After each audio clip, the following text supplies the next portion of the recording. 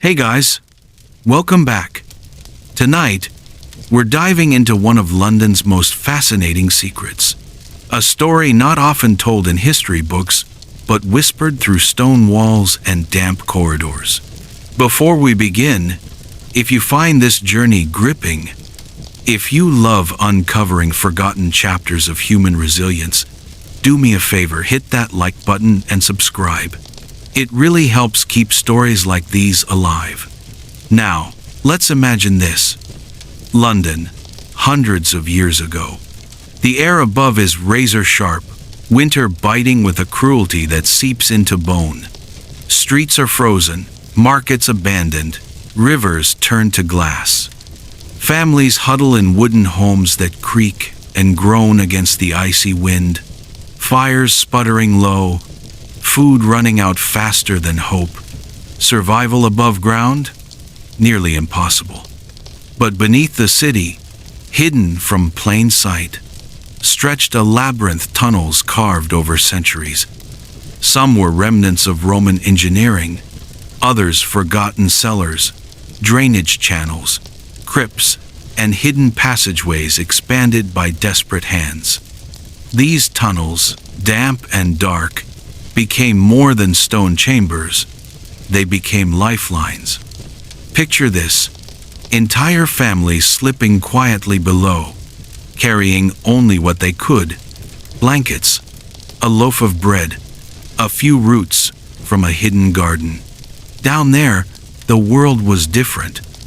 Yes, cold still clung to the walls, and moisture dripped from ceilings, but the fury of the wind was muted. The city's brutal breath could not reach them. What once felt ominous now felt protective, like a hushed shelter whispering, "You might make it through this night." The deeper you went, the more the city above faded, replaced by a rhythm unique to the underground. Dripping water echoed like a slow clock. Footsteps bounced back with ghostly persistence, and the groan of timber beams holding tons of stone overhead became part of a nightly soundtrack. Every sound mattered. Was that the shuffle of neighbors returning from a food run? Or just a rat skittering past? Survival meant listening. Fires became the beating hearts of each chamber. Imagine a family gathered close, shadows dancing across the walls, flames licking at damp air. Mothers leaned over embers, humming low lullabies to restless children, their voices blending with the drip of water. Fathers, brothers, older sisters patrolled the passageways, checking that no one wandered too far into the maze. These fires were more than warmth. They were symbols of life. Each spark whispered, "We endure." Food, always scarce, took on sacred meaning. A handful of beans, soaked in water until soft, became a feast. A roasted turnip, divided into thin slices, was shared as if it were treasure.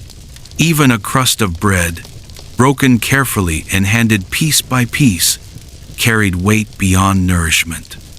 Hunger was constant, but generosity softened its edge.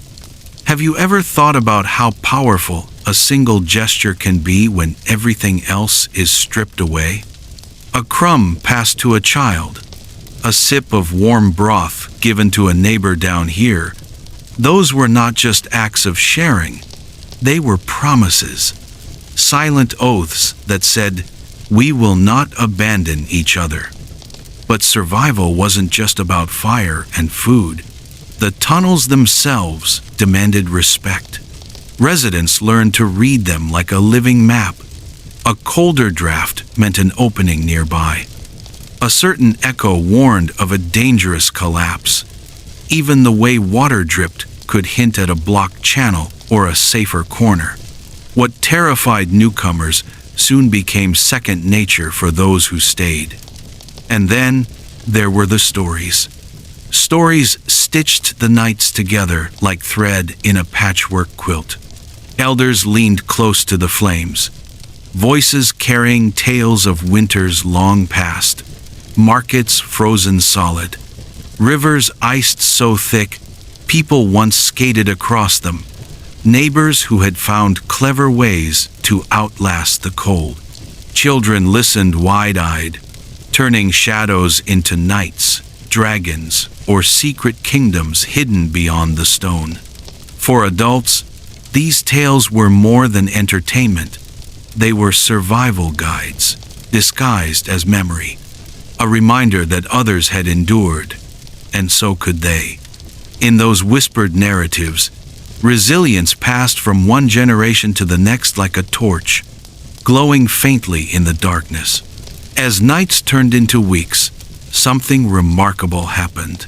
The tunnels ceased to be mere refuge. They became community. Strangers became neighbors, neighbors became kin. Bonds forged under stone were unlike any above ground, because down here, survival wasn't an individual feat. It was shared endurance. Think about it. When the world above turned merciless, when roofs cracked under snow, and the Thames froze into silence, beneath the city beat a different kind of life. A hidden one, a stubborn one, a quiet defiance against winter's cruelty. This is only the beginning of our journey. In the chapters to come, we'll walk deeper into this labyrinth, through the rituals of underground life, the sounds and smells that defined it, and the unspoken courage that kept hope alive through the coldest of nights. Because in London's forgotten tunnels, history isn't just carved in stone, it's carved in endurance, in care, and in the quiet flame of human spirit that refuses to die.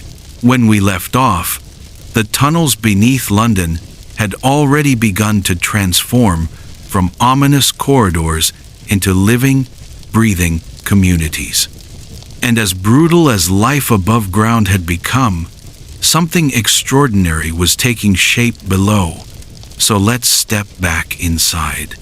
Imagine moving through a narrow stone corridor, your hand brushing against damp walls polished smooth by countless fingers. The air is heavy, cool, and faintly smoky from smoldering fires.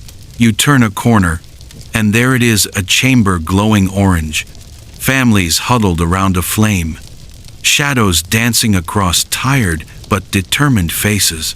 Life underground followed its own rhythm, one built not on clocks or sunlight, but on necessity.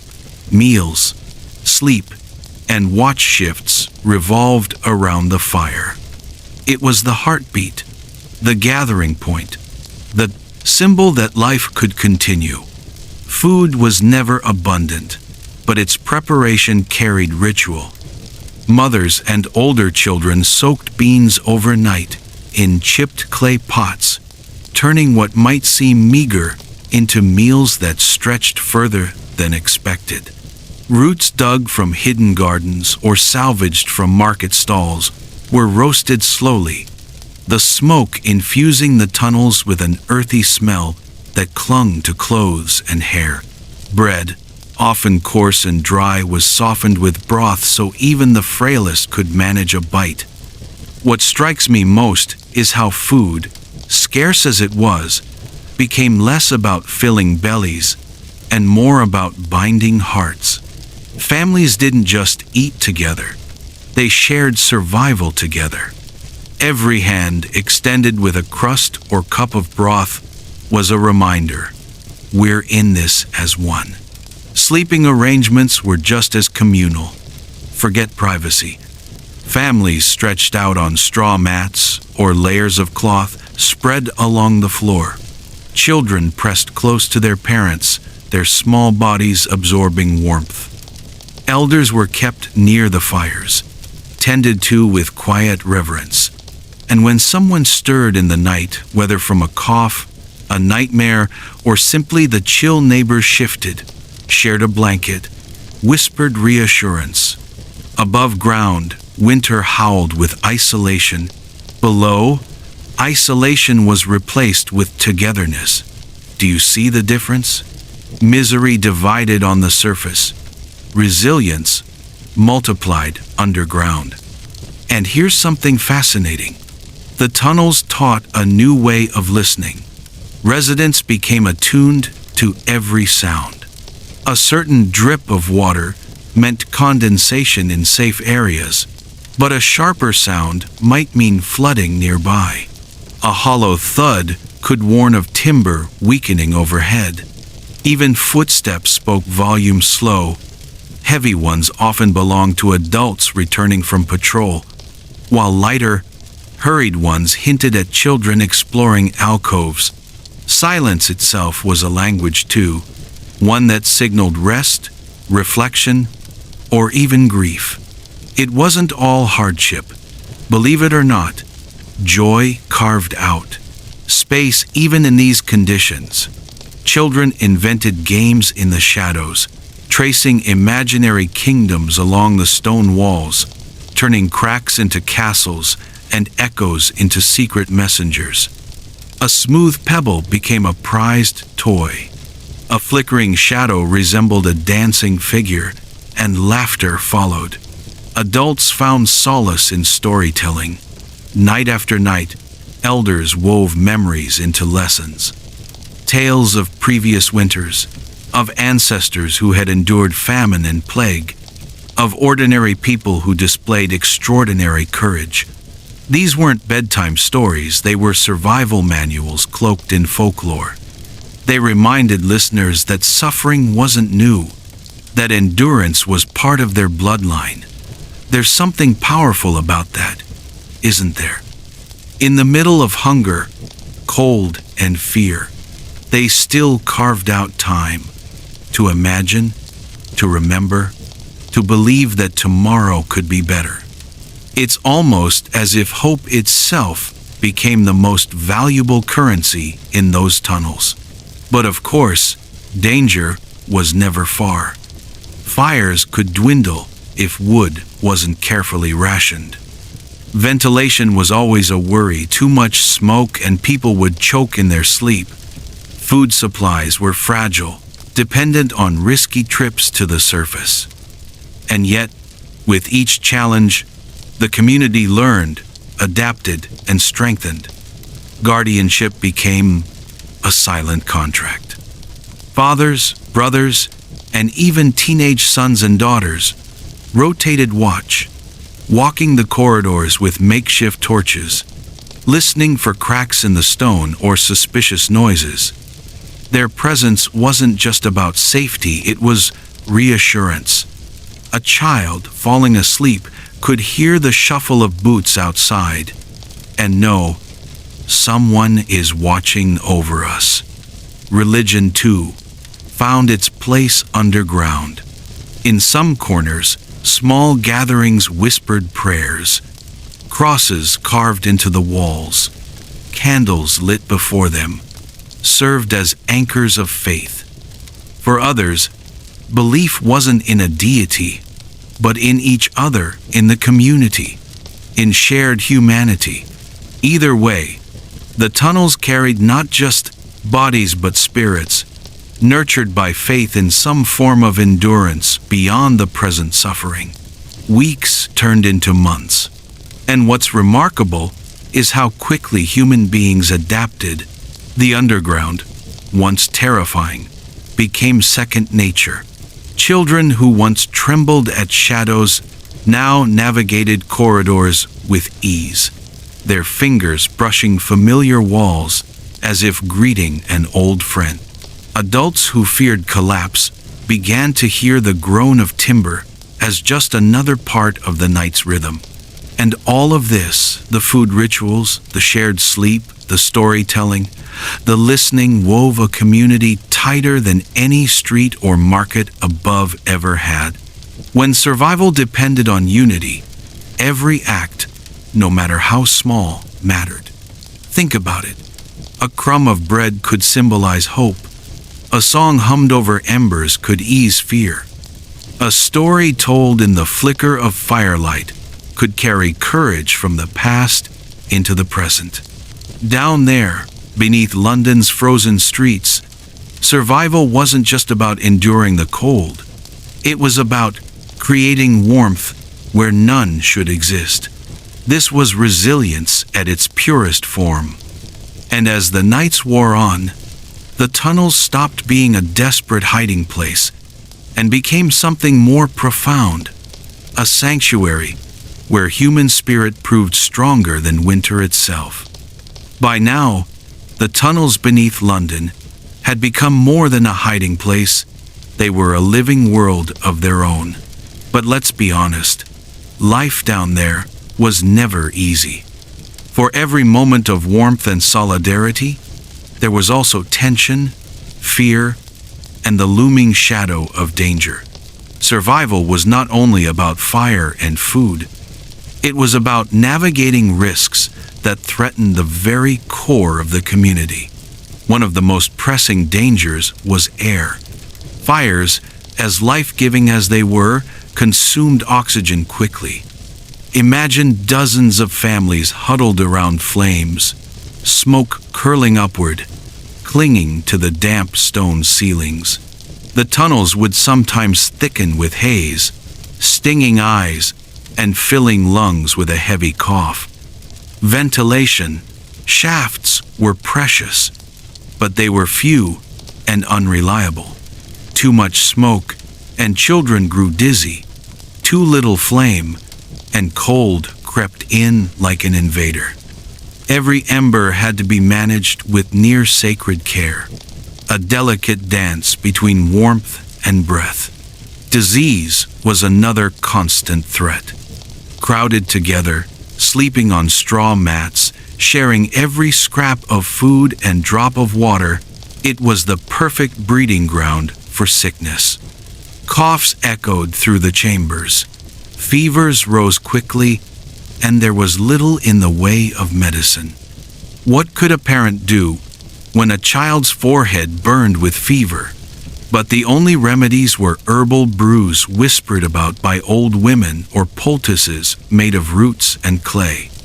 Some swore by garlic hung near the fire, others by prayers etched into the stone.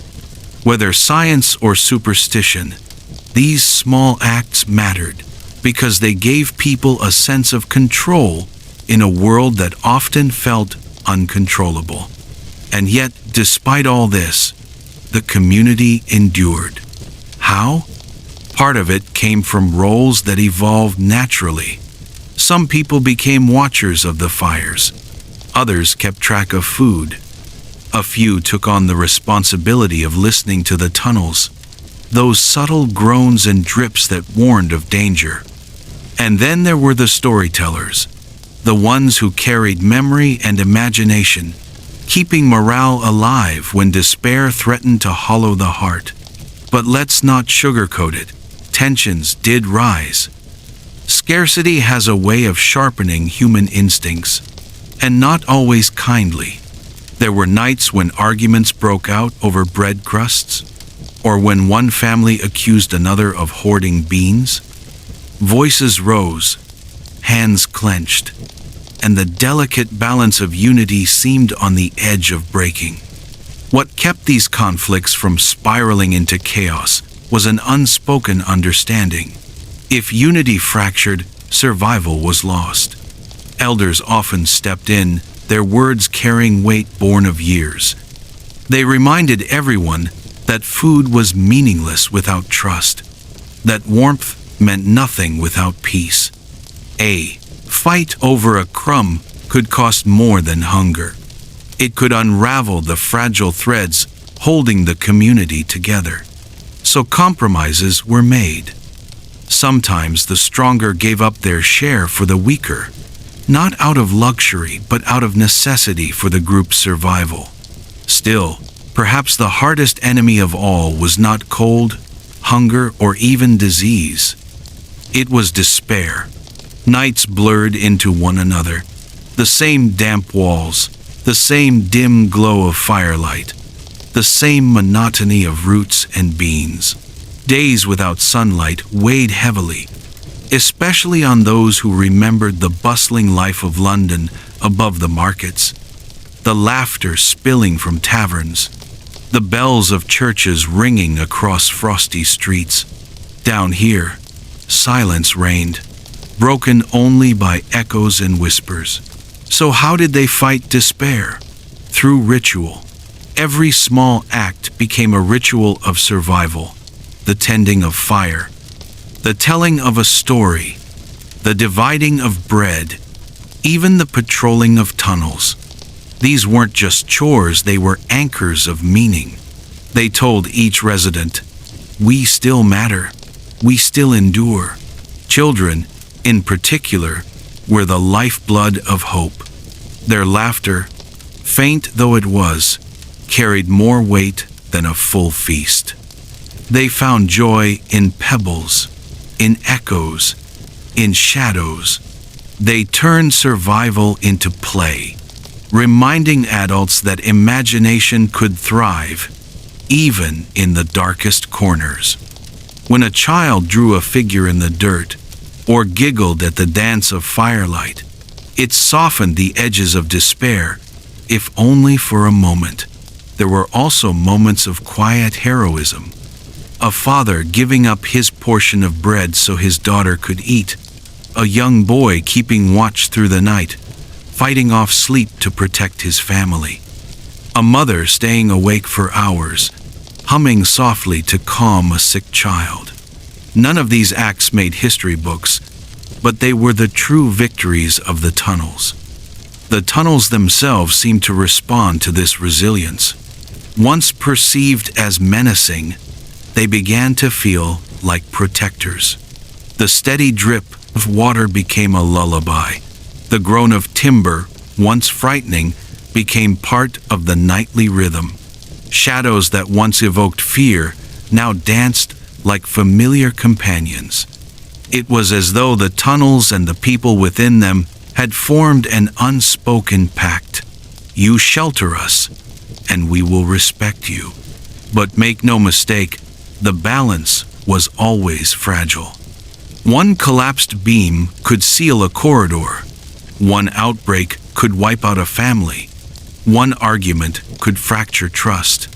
The community walked a razor's edge every single night. And yet, night after night, they endured. What fascinates me most is how the tunnels changed not just their habits, but their very way of seeing life. Above ground, survival often meant individual success, earning money, securing food, competing for resources. Below ground, survival was collective. It depended on empathy, patience, and solidarity. Down there, a crumb of bread given away was worth more than a coin above. A whispered lullaby mattered more than a shouted sermon. A flicker of fire carried more hope than an entire city street lit with lanterns. Isn't that something? In the harshest of winters, beneath the cold, unyielding streets of London, people discovered that their greatest strength wasn't in walls, weapons, or wealth. It was in each other. So as the weeks passed, the tunnels became not just a shelter, but a school of resilience. They taught lessons written not in books, but in breath, in hunger, in patience, and in kindness. Lessons that would echo far beyond that brutal winter. Life in the tunnels was never only about enduring cold, hunger, or disease. It was also about keeping alive the fragile spark of hope. Without it, survival would have been hollow, like a body moving without a soul. And so, over time, the people beneath London learned to create moments of light, even in the deepest darkness. These moments rarely looked grand. They weren't feasts or celebrations with banners. Instead, they were quiet rituals, tiny bursts of joy, carefully crafted out of scarcity. Yet for those who lived them, they meant everything. Take music, for instance. There were no violins or pianos underground, but someone always found a way. An old man fashioned a flute from a hollow reed. A young girl tapped rhythm on stone with a stick. A mother hummed melodies passed down from her grandmother. These small sounds carried through the tunnels like echoes of resilience. They weren't just songs, they were reminders that even when the world above froze, the human spirit still had a rhythm of its own. Children were often the ones to spark these moments. Their imaginations turned firelight into lanterns of wonder. With a lump of clay, they shaped tiny animals. With scraps of cloth, they made little dolls. Sometimes they acted out plays in the shadows, imitating the adults, making their parents laugh despite the hunger in their bellies. Isn't it amazing how children can find magic in the simplest things? Their laughter was more precious than gold because it reminded everyone that life still had sweetness. And then there were the shared meals, humble though they were. On nights when someone managed to bring in an extra root or a handful of beans, the tunnels would buzz with a quiet sense of celebration. A pot of thin stew, stretched to feed 20 mouths, became more than food. It became a feast of solidarity. Families sat closer. Stories flowed more freely. For a brief moment, the bitterness of hunger softened, replaced by the warmth of togetherness. Stories, of course, were at the very heart of these rituals of hope. Elders took their role seriously. Night after night, they told tales of winters survived long ago, of heroes who endured hunger, of neighbors who shared when they had little. Sometimes the stories were legends, other times memories. But always, they carried a message. You are not the first to endure this. Others came before you. And because they endured, so will you. Some stories were playful. Children loved to hear about tricksters outsmarting the cold, or about magical creatures living in the cracks of the tunnels. Shadows flickering on the walls would become characters in these tales, giants, knights, or spirits of warmth. Adults might smile at the fantasy, but they too leaned in, letting the magic soothe their weary hearts. Rituals also emerged around fire. Each family had its ember, its little flame that needed tending. Keeping it alive became an act of devotion, almost sacred. Parents taught children how to feed a fire just enough, how to stir the embers with patience, how to coax flame from the faintest glow. Some whispered words of blessing into the sparks, as though the fire itself were listening. When flames flared to life after a struggle, cheers echoed softly, a victory shared by all. Faith played its part as well. Not everyone believed the same, but almost everyone prayed in some way. Some recited formal prayers, whispering to saints or angels. Others muttered simple words of gratitude, asking only for another day. A candle lit in the dark corner of a tunnel was more than wax and flame. It was a declaration that despair would not win. But perhaps the most moving ritual was silence. There were nights when everyone simply sat together in stillness. No stories, no songs, no movement, just the sound of breathing, the crackle of fire, the faint drip of water from the ceiling. That silence, shared by dozens of hearts, carried a strange power. It reminded people that even when words failed, presence remained.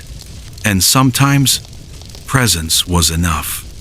Of course, these rituals didn't erase hardship. Hunger still gnawed, cold still crept, illness still struck.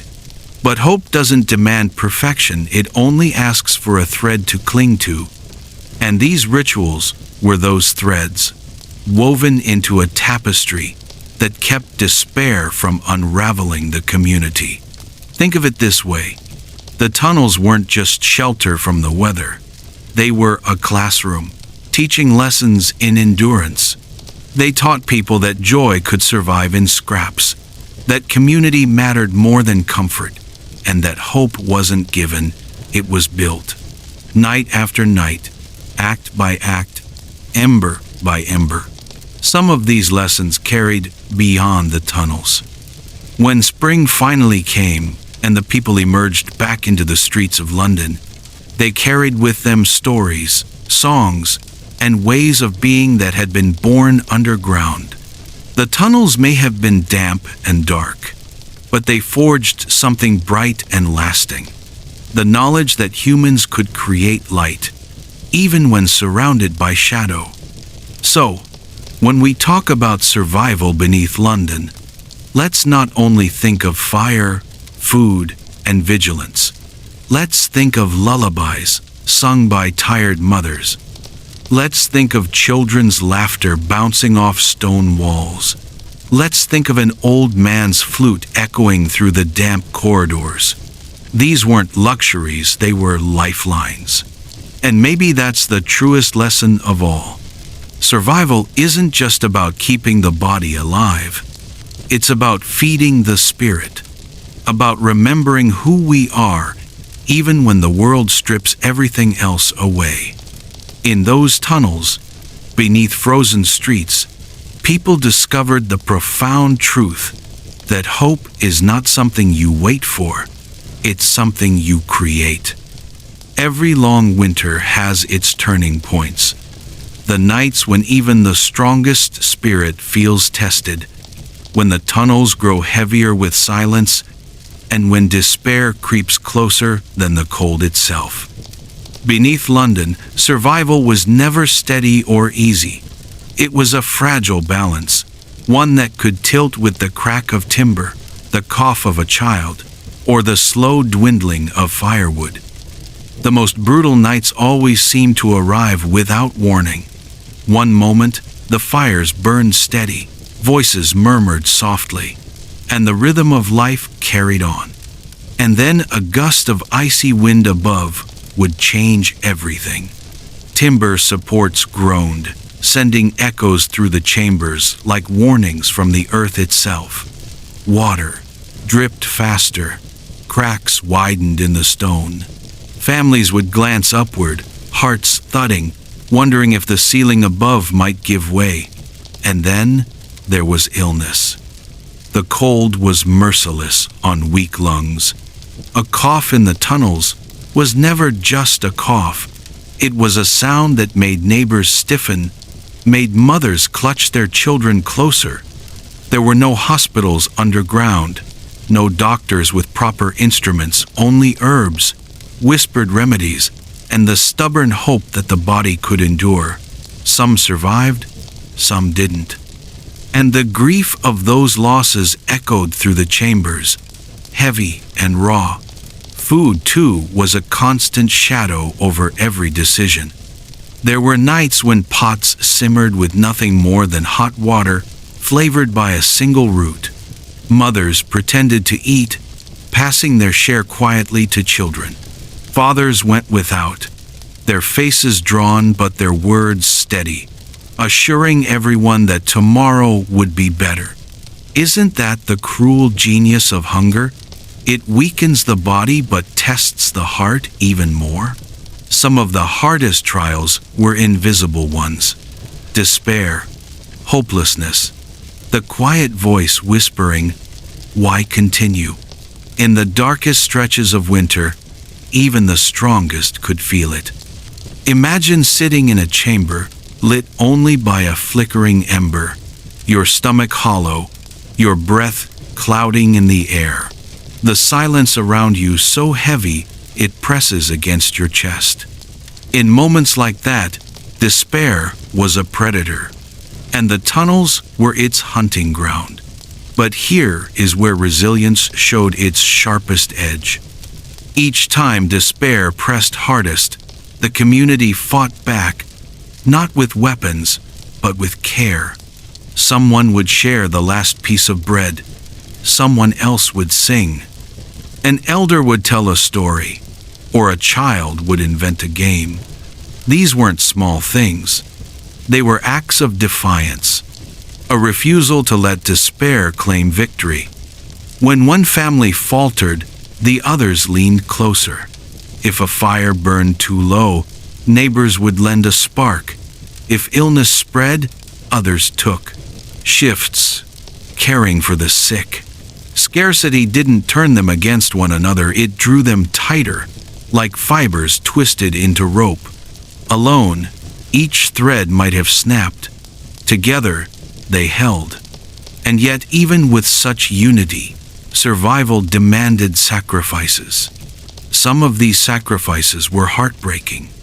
There are whispers of nights when elders gave up their rations willingly, insisting the young should live, of fathers who stayed behind in collapsing tunnels so others could escape, of mothers who sang lullabies until their voices faded, soothing children even as hunger stole their own strength. These stories aren't just about pain, they are about love, the kind that burns brighter than any flame. Nature, too, tested them in brutal ways. Floods from melting ice seeped into chambers, threatening to drown the fires. Rats invaded stores of beans, forcing families to choose between hunger and risk.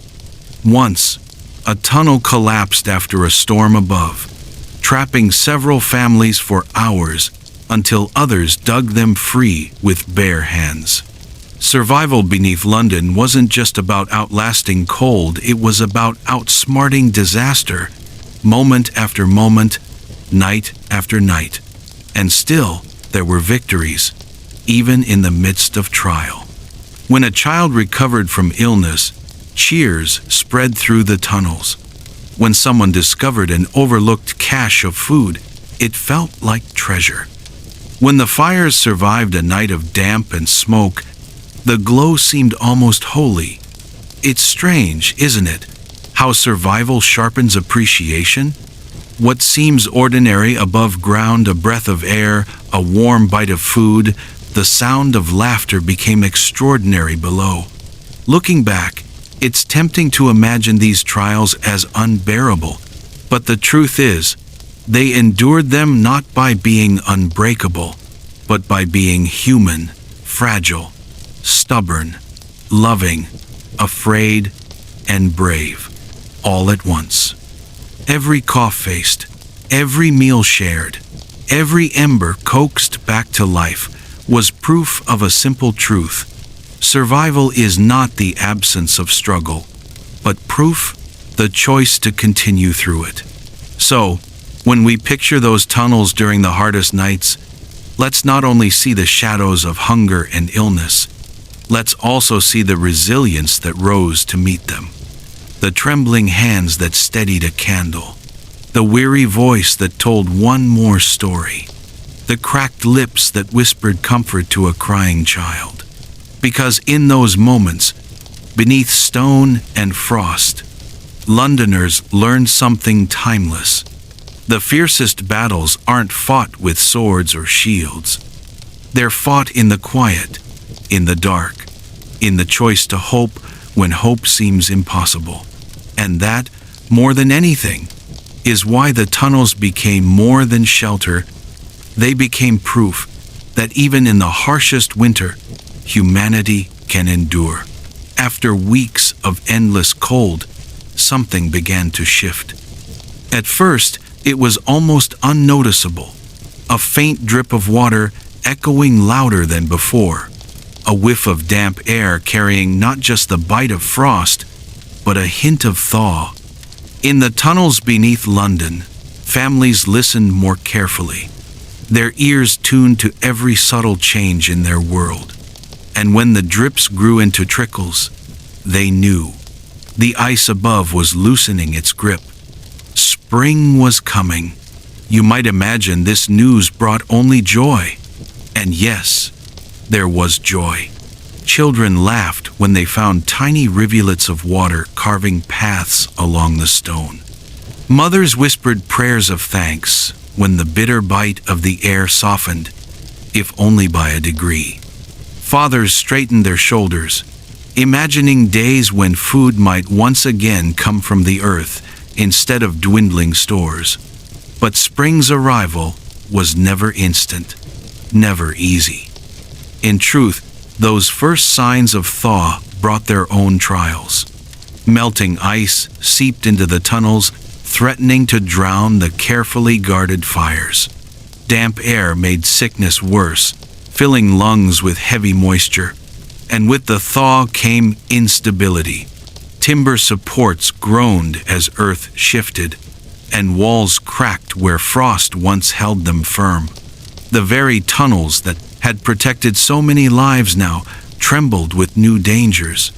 Above ground, the streets of London were still treacherous. Mud replaced ice, and swollen rivers cut through the city with reckless force. What food could be scavenged was spoiled by dampness or rot.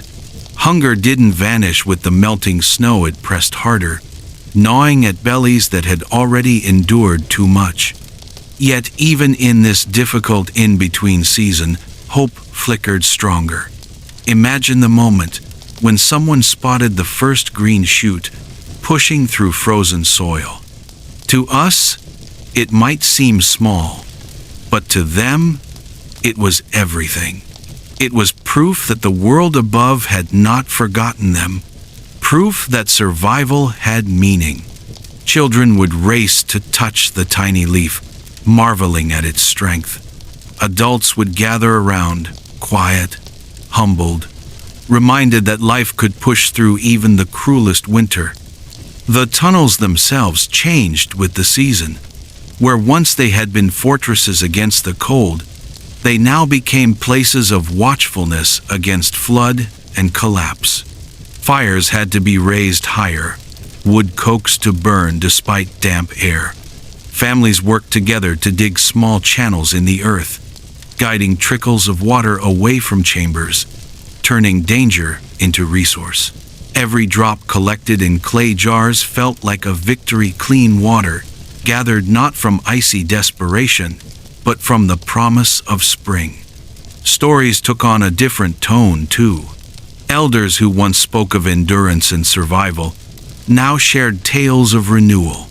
They told children about past springs, about harvests reborn, about fields turning green after months of white.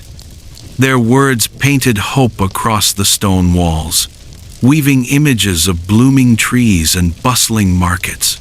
In the flickering firelight, children's eyes shone not only with wonder, but with belief. But survival demanded patience. Spring never arrived all at once. Warm days were followed by cruelly cold nights, and illness lingered in weakened bodies.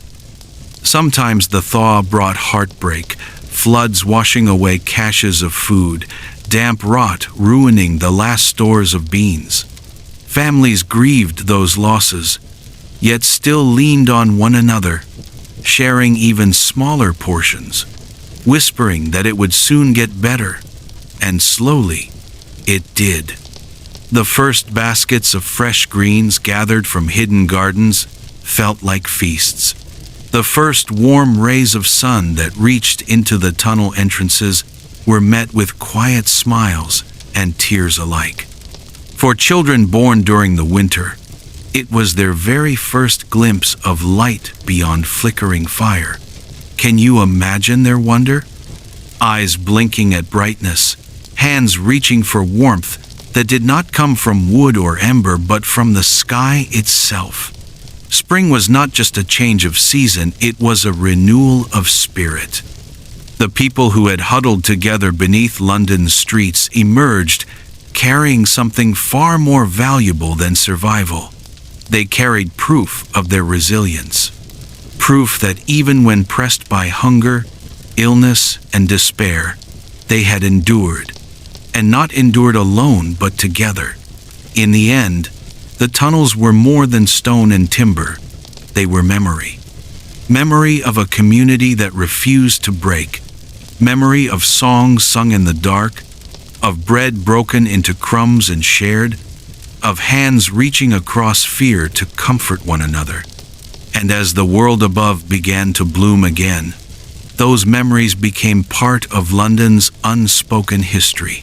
a story of survival, carved not into monuments, but into the hearts of ordinary people.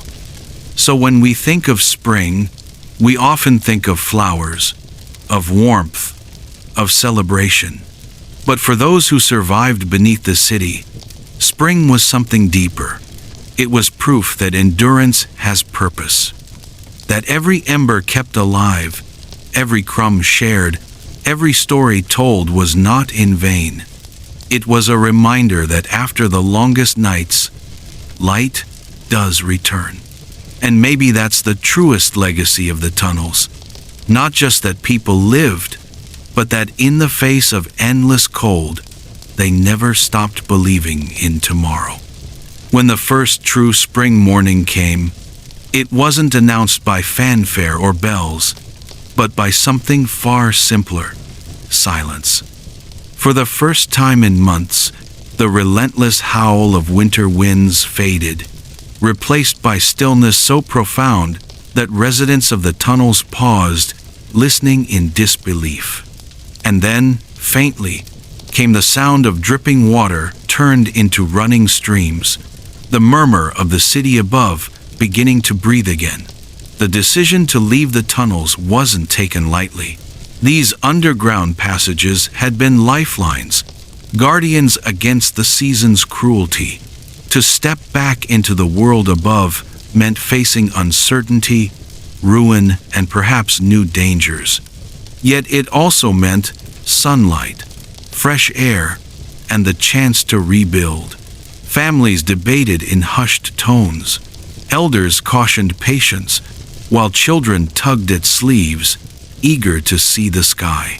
When the first group finally climbed the worn steps upward, the sight was both heartbreaking and breathtaking. Streets once frozen were now rivers of mud. Buildings sagged under the weight of melted snow. Roofs collapsed, doors broken.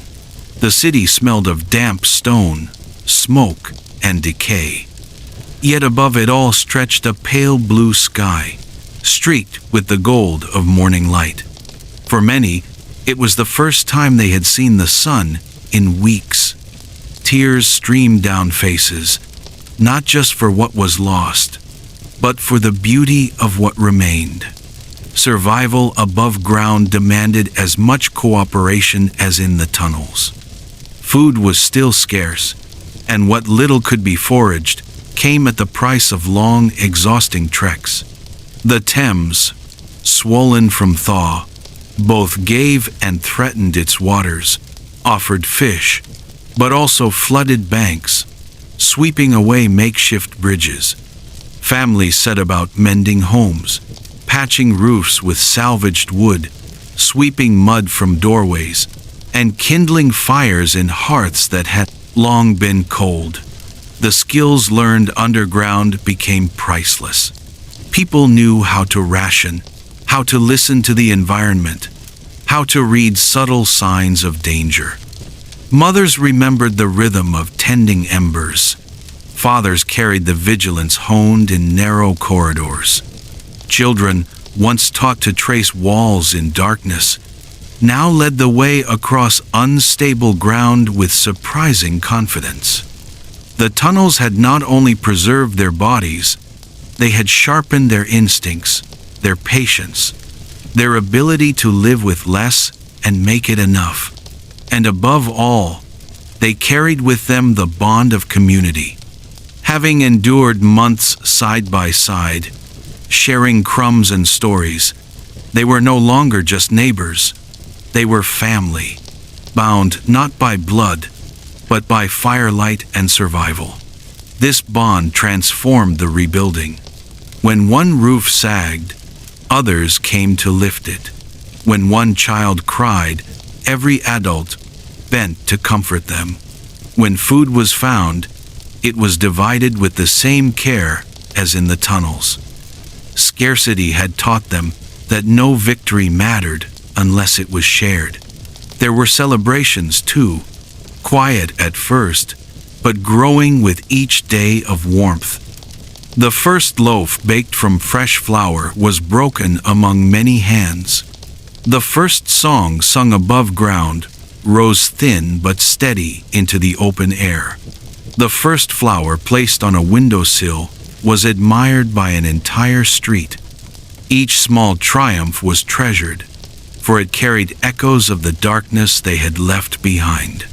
Yet not everything could be mended so quickly. Illness lingered, and many carried scars of hunger and loss. The tunnels had claimed their share of lives, and empty spaces at the fires reminded survivors of the cost. But even grief was softened by solidarity. People spoke the names of the lost aloud, remembering them not as shadows but as part of the story of endurance. Elders told children, "They walked with us through the dark, and because of them, we see the light." London itself bore scars. Markets that once bustled now stood silent. Bridges lay broken, streets washed away. But just as families rebuilt hearths, the city began to stir. Merchants set up stalls again, offering whatever goods they could gather. Churches reopened, their bells ringing faintly, calling people back into community. And slowly, trade resumed. Songs returned, and the rhythm of life began anew. Still, no one forgot the tunnels. They remained beneath the city, silent witnesses to resilience. Some families returned now and then, checking the chambers, keeping the fires in memory alive. Children who had grown in the darkness spoke of the tunnels with reverence, calling them secret guardians. To them, the tunnels were not just stone and timber, but sacred places where people had proven their strength and care. Generations later, the stories continued. Grandparents told grandchildren about the winters when London survived beneath its own skin.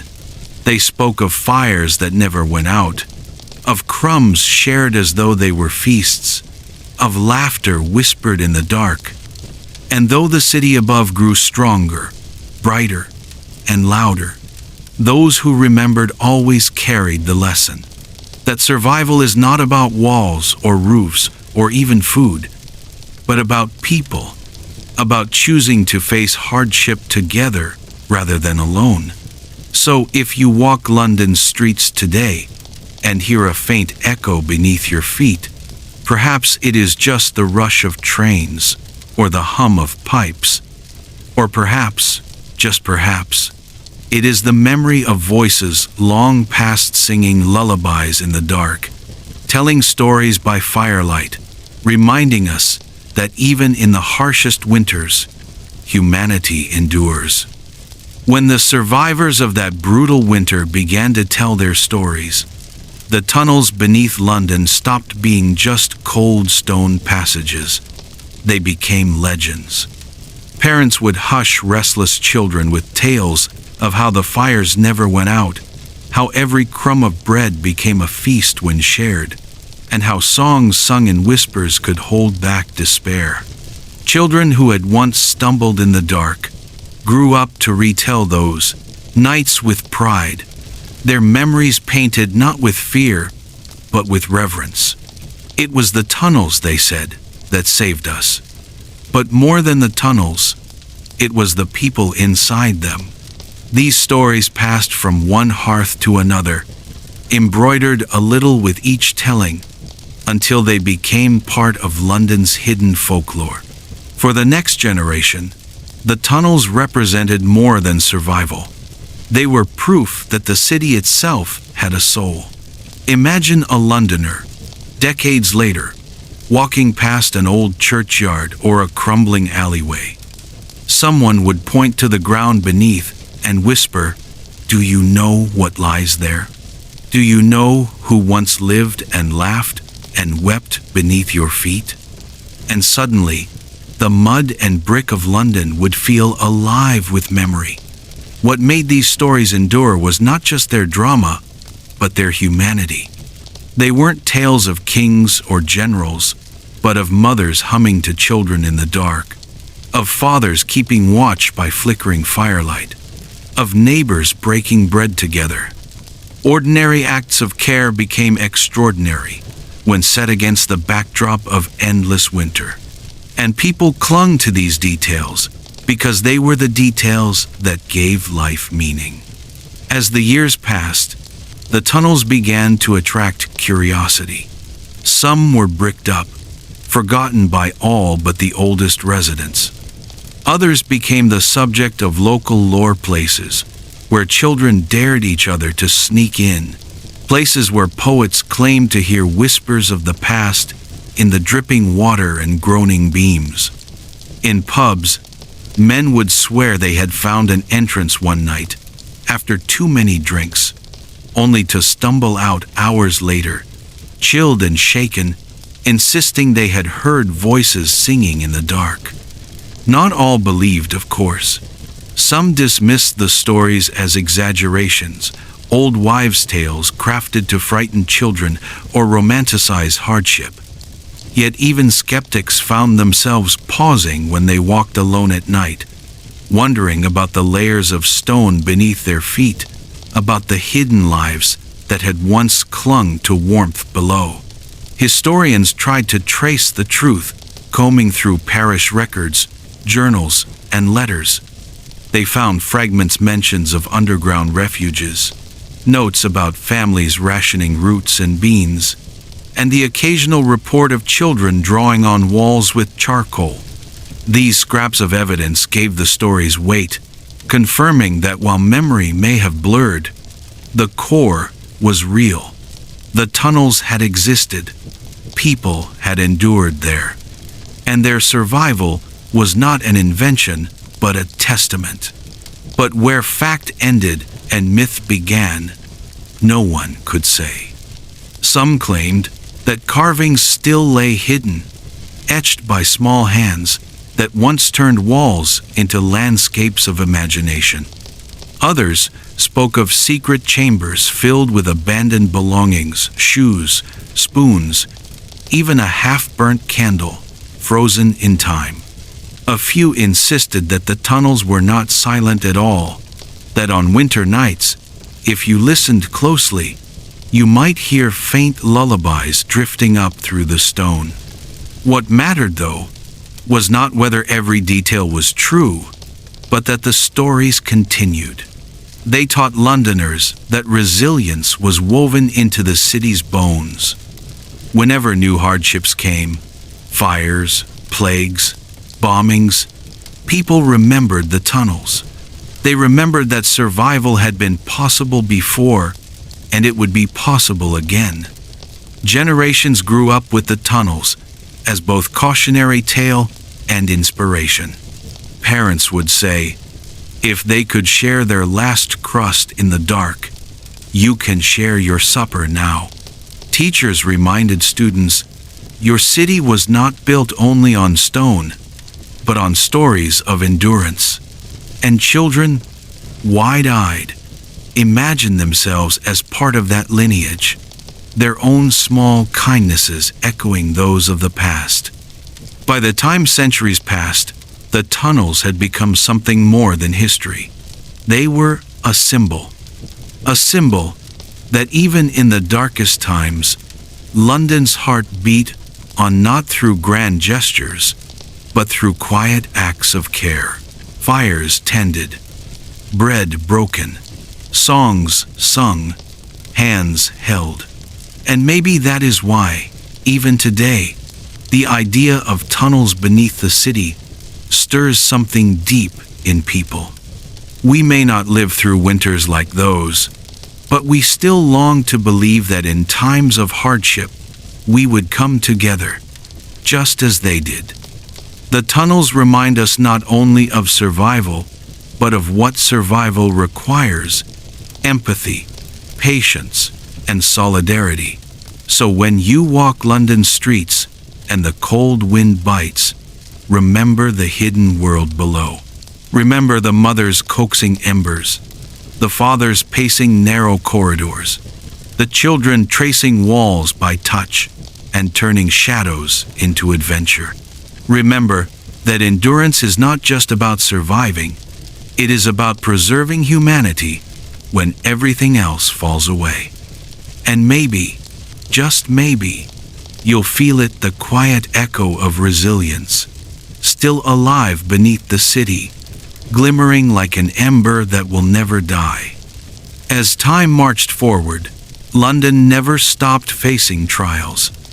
The city that had once clung to survival beneath stone and timber saw new dangers, plagues sweeping through narrow streets, fires devouring entire districts, bombs falling from the sky centuries later. Yet, in every crisis, whispers of the tunnels returned. The Great Plague of 1665 brought death to every doorstep.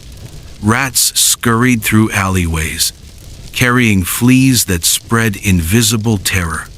Whole families locked themselves indoors, while carts rolled down cobbled streets carrying the dead to mass graves. But even then, elders remembered the stories of the tunnels. "We survived before," they told their children. "Our people learned to endure underground, sharing bread and fire. We can endure again." Those words were not about physical tunnels anymore, but about mental ones. The unseen chambers of patience and resilience people carried within themselves. A year later, when the Great Fire of London raged for 4 days and reduced most of the city to ashes, the stories surfaced once more. Families huddled along the Thames, clutching what little they had managed to save. Some claimed that as the flames advanced, they thought of those ancestors who had once found protection beneath the city. And though the fire destroyed thousands of homes, the spirit of rebuilding came faster because people remembered. London had been broken before, and still it rose again. Centuries later, the Blitz during World War II made the old legends feel almost prophetic. German bombs fell nightly, rattling windows, collapsing roofs, and scattering lives.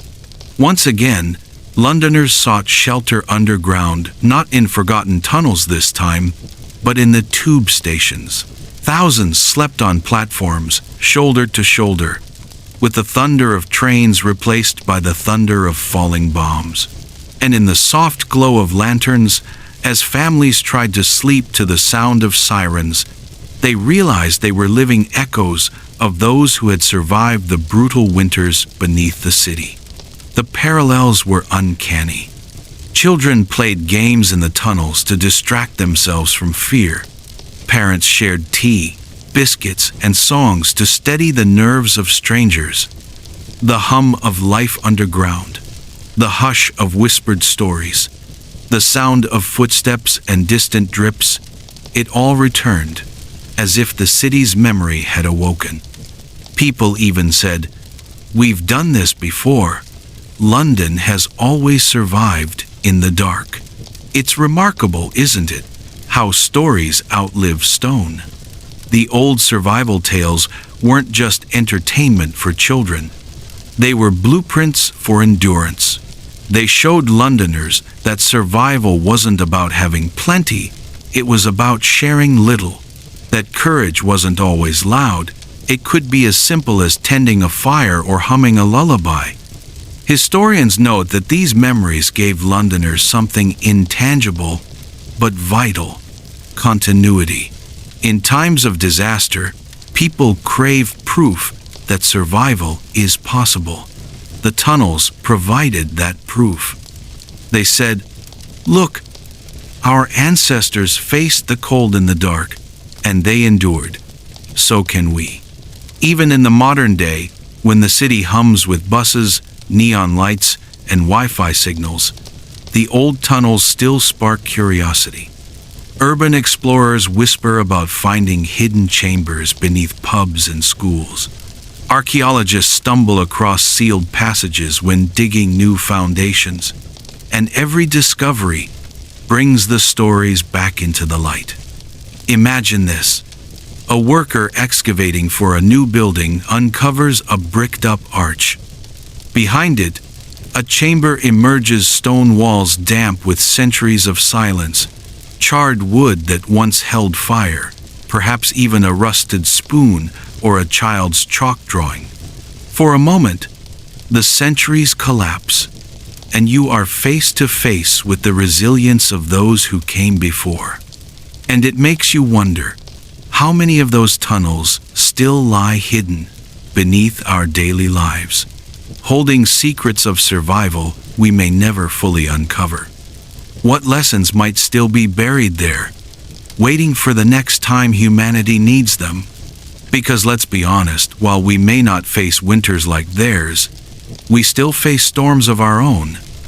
Economic hardship, pandemics, personal battles with loneliness or grief. And in those moments, the spirit of the tunnels lives on. They remind us that survival is never just about enduring the cold, it is about finding warmth in each other. London's tunnels are no longer simply about stone and mortar. They are about the way humans carry each other through the hardest nights. They are about how stories, once whispered underground, continue to echo above, shaping the way we face our own winters. So the next time you hear the rumble of the underground or pass by a cellar door tucked in an old alleyway, pause for a second. Beneath your feet, there may be silence. Or maybe, just maybe, the faint echo of firelight laughter, of lullabies hummed softly, of hope refusing to die. Hey guys, welcome back. If you've been following this journey through London's hidden underworld, you already know the tunnels weren't just about stone and survival. They became symbols of resilience, whispers of endurance that lasted centuries. But here's the fascinating part. Those tunnels aren't only stories.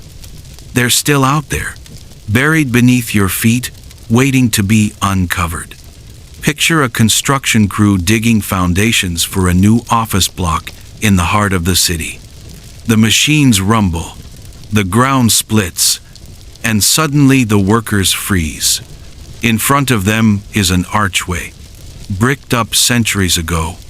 Behind it lies a passage, damp, silent, and cloaked in shadow.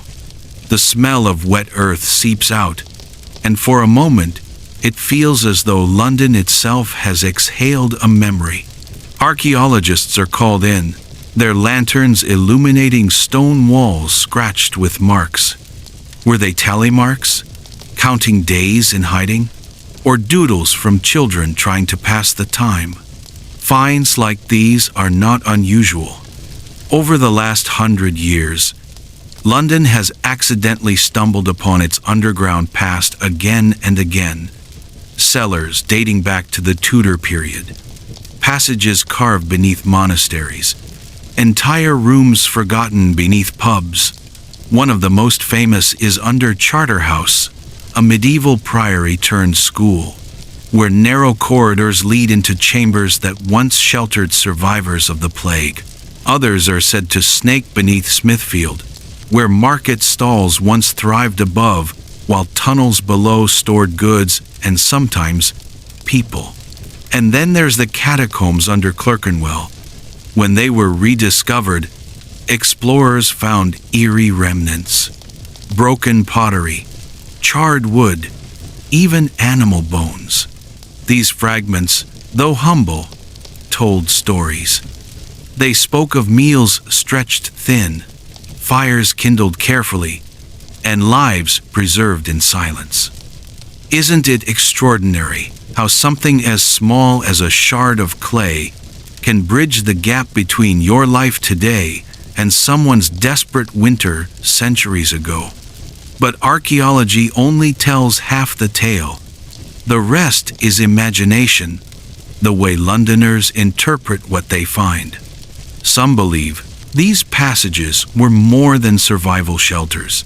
They whisper about secret societies, rebels plotting in candlelit chambers, or smugglers slipping through hidden doors. Legends grow easily in dark places, don't they? And while the historian may separate fact from myth, Both are part of the city's heartbeat.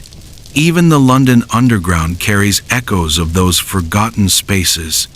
When the tube was first dug in the 19th century, workers kept stumbling across bricked-up chambers and old wells. Some had to be sealed forever. Others were incorporated into the new tunnels, meaning that as you ride a train today, you might be passing within inches of places where medieval families once huddled through brutal winters. Think about that. A single wall separating modern commuters tapping on phones from centuries of human endurance etched into stone.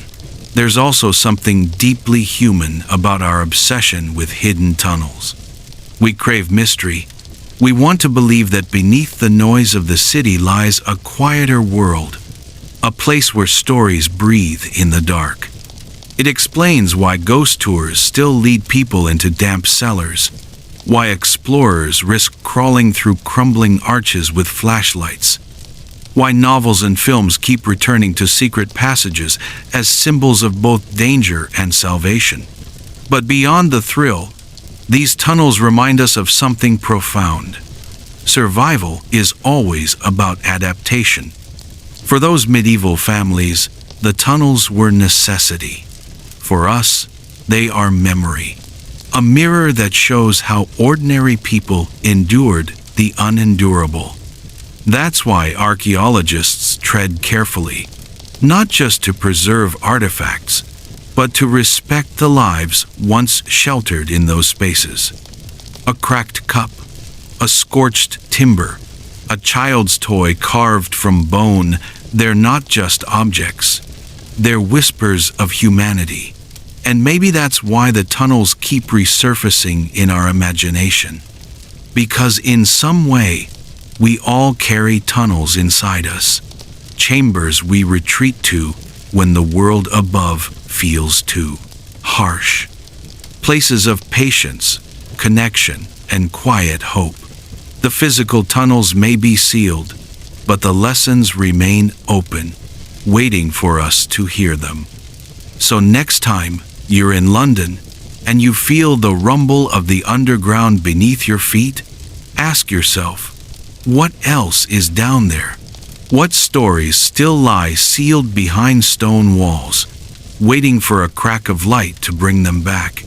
And more importantly, what would they teach us today, in our own winters of hardship and uncertainty? Up to this point, we've seen how the tunnels beneath London sheltered families through brutal winters, and how archaeologists today keep stumbling upon fragments of those hidden worlds. But there's another side to this story, a darker, stranger side. Because whenever there's darkness, there are always legends, and the tunnels of London are drenched in them. Let's be real. Underground places naturally stir the imagination. They're cold, damp, and shadowed. A single candle can throw shapes on stone that look like figures watching you. A drip of water can sound like footsteps following close behind. Is it any wonder that London's tunnels have become breeding grounds for ghost stories? Take the old passages beneath Smithfield Market. Some say you can still hear the cries of prisoners dragged through them centuries ago, when the area above was a site of executions. Workers late at night claim to hear chains clinking in the dark, even when no one else is around. Rationally, we might blame shifting pipes or echoing footsteps, but down there, in the silence, reason doesn't always win. Or consider the network near the old Clerkenwell Priory. Local tales speak of hooded figures seen vanishing into bricked-up archways, believed by some to be echoes of monks who once sheltered the sick during plague winters. One story even tells of a workman who struck through a wall during renovations, only to find a hollow chamber and inside, rows of skulls neatly stacked. He swore the air grew colder, and that whispers followed him until he sealed the chamber again. Then there's the connection to London's underworld, literally. Smugglers, thieves, and rebels supposedly use these same passages to move unseen. Legend has it that during a particularly harsh winter in the 17th century, entire gangs vanished into the labyrinth and never came out. Some say they starved. Others believe they simply adapted, creating a hidden society beneath the city streets. Is it true? Probably not. But the fact that people keep retelling it says something about the power of these spaces. And of course, no London tale would be complete without talk of hauntings. Ghost tours often include stops near known tunnel sites, weaving stories of pale figures drifting through stone walls, of children's laughter echoing where no children could possibly be. Skeptics roll their eyes. But here's the thing. When you stand in a passage that hasn't seen daylight in centuries, surrounded by damp stone and silence, your senses sharpen. Suddenly, every sound feels alive. Every shadow feels significant. That's how legends are born. But it's not just fear that lives in these stories. Some of them are tales of hope. One legend tells of a starving family during the winter of 1601 who found refuge underground. They lit a single candle, rationed food carefully, and prayed each night for spring. Supposedly, their descendants left carvings on the walls, symbols of hands reaching upward, a sun breaking through clouds. When archaeologists uncovered similar markings centuries later, people whispered, was that their message? What fascinates me is how these myths and histories blur together. On one hand, we have documented survival strategies, fires, rationed bread, shared stories. On the other, we have folklore of monks, smugglers, and spirits. And between them lies something powerful, the human need to explain the unknown. When Londoners heard groans deep underground, maybe it was just stone, settling. But it was easier, and perhaps more comforting, to imagine it as voices from the past, reminding them they weren't alone. And honestly, isn't that what legends really are? Not just ghost stories, but ways of keeping memory alive. When people whisper about the cries under Smithfield or the monks of Clerkenwell, they're not just scaring tourists. They're keeping the tunnels in the public imagination, making sure those hidden places aren't forgotten. Last time we explored the legends and ghost stories that haunt London's tunnels. But legends don't stay buried underground. They climb up into the world above. They shape books, movies, and even how the city sells its history today. Because if there's one thing London has mastered, it's turning survival stories into cultural memory. Think about it. London is a city layered like a book that never ends. On the surface, you see the bright lights of Piccadilly, the polished stone of Westminster, the markets, the pubs. But underneath, there's another London. And writers, filmmakers, and storytellers have been obsessed with that hidden world for centuries. Take literature, for instance. Charles Dickens was fascinated by London's underbelly. He wrote about sewers, hidden passages, and forgotten chambers with the same intensity that he wrote about poverty and injustice. His stories weren't just entertainment, they were a mirror, reflecting the fact that Londoners always sensed another city beneath their feet. Later, Gothic writers took it further, populating the tunnels with criminals, ghosts, and mysterious societies. The underground became more than stone and dirt. It became a stage for the imagination. Fast forward to the 20th century. London's tunnels became symbols of resilience during World War II. Think of the images of families huddled together in the underground stations during the Blitz, turning subway platforms into makeshift dormitories. That wasn't just survival, it was a modern echo of the same endurance we've been talking about for those brutal winters long before. People lit candles, rationed food, told stories. Sound familiar? History doesn't repeat exactly, but it does rhyme. And then came film and television. If you've ever seen a thriller set in London, chances are there's at least one chase scene through a tunnel. Movies like V for Vendetta and Skyfall turned the underground into a place of secrets and danger. Even children's stories, like Harry Potter, borrowed from the myth of hidden passages below the city, platforms that don't exist, doors that open into magical worlds. It's all the same idea. Beneath London lies another reality. But it's not just books and movies. Tourism has embraced it too. Today, you can book ghost tours that promise to take you into haunted chambers, or walking tours that point out where secret passages once connected palaces to taverns, or prisons to execution grounds. Visitors want that thrill, the sense of brushing against history, of imagining what it must have felt like to huddle underground while frost or bombs raged above. What strikes me is how this cultural fascination keeps the tunnels alive. Most Londoners will never step into the oldest passages. Many are bricked up, unsafe, or long forgotten. But through stories, they remain part of the city's identity. Ask someone about London, and beyond Big Ben or Tower Bridge, they might tell you about Jack the Ripper's shadow, or the plague pits, or the catacombs. The city isn't just defined by what stands tall, it's defined by what's hidden below. And maybe that's the real magic here. These tunnels aren't just stone and earth, they're symbols. They remind us that survival isn't always loud or heroic. Sometimes it's quiet. It's people gathering around small fires, rationing bread, whispering stories in the dark.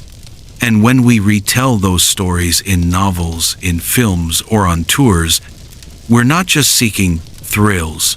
We're honoring the endurance of those who came before.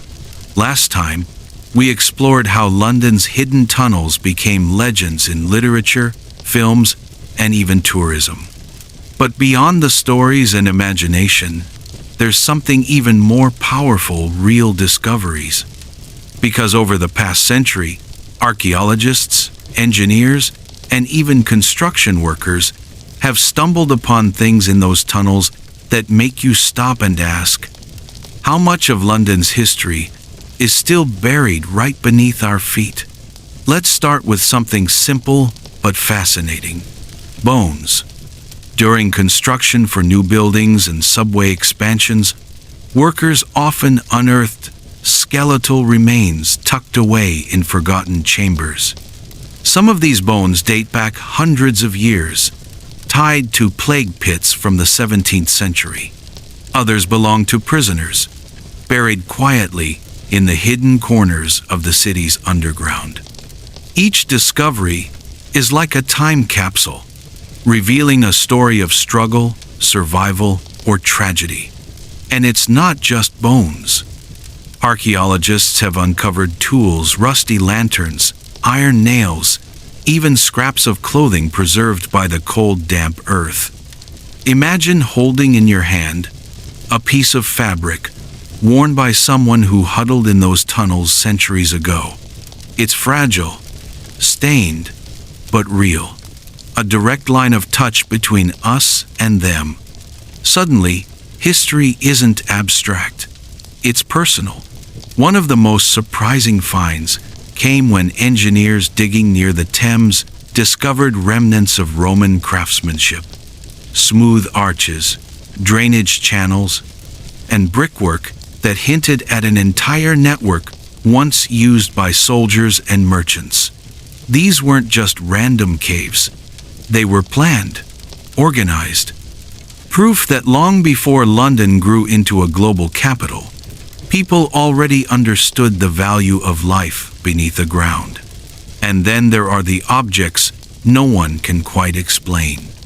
Strange carvings etched into walls, symbols, initials, drawings of figures with elongated limbs or crosses scratched deep into the stone. Were they doin to the doin? Graffiti from bored workers? Protective marks against evil spirits? Or remnants of rituals meant to keep hope alive during the darkest winters? Nobody knows for certain, but the speculation is part of the allure. Even modern workers have stories. Imagine being part of a crew expanding a tunnel only to stumble into an old chamber filled with stale air, as if sealed for centuries. Sometimes these chambers reveal coins, pottery shards, or wooden beams blackened with soot from fires long gone. Sometimes it's just silence, dust, and the eerie feeling that you've stepped into a room where lives once unfolded in secret. One famous example comes from the discovery of a hidden vault near Clerkenwell. Inside, archaeologists found remnants of medieval masonry and traces of what seemed to be a gathering place, perhaps a refuge during cold winters, or even religious persecution. That single find reshaped how historians understood the use of underground London, shifting it from a place of mere survival to a potential hub of clandestine life. And let's not forget the role of water. London's tunnels are laced with underground streams, some of which were redirected centuries ago.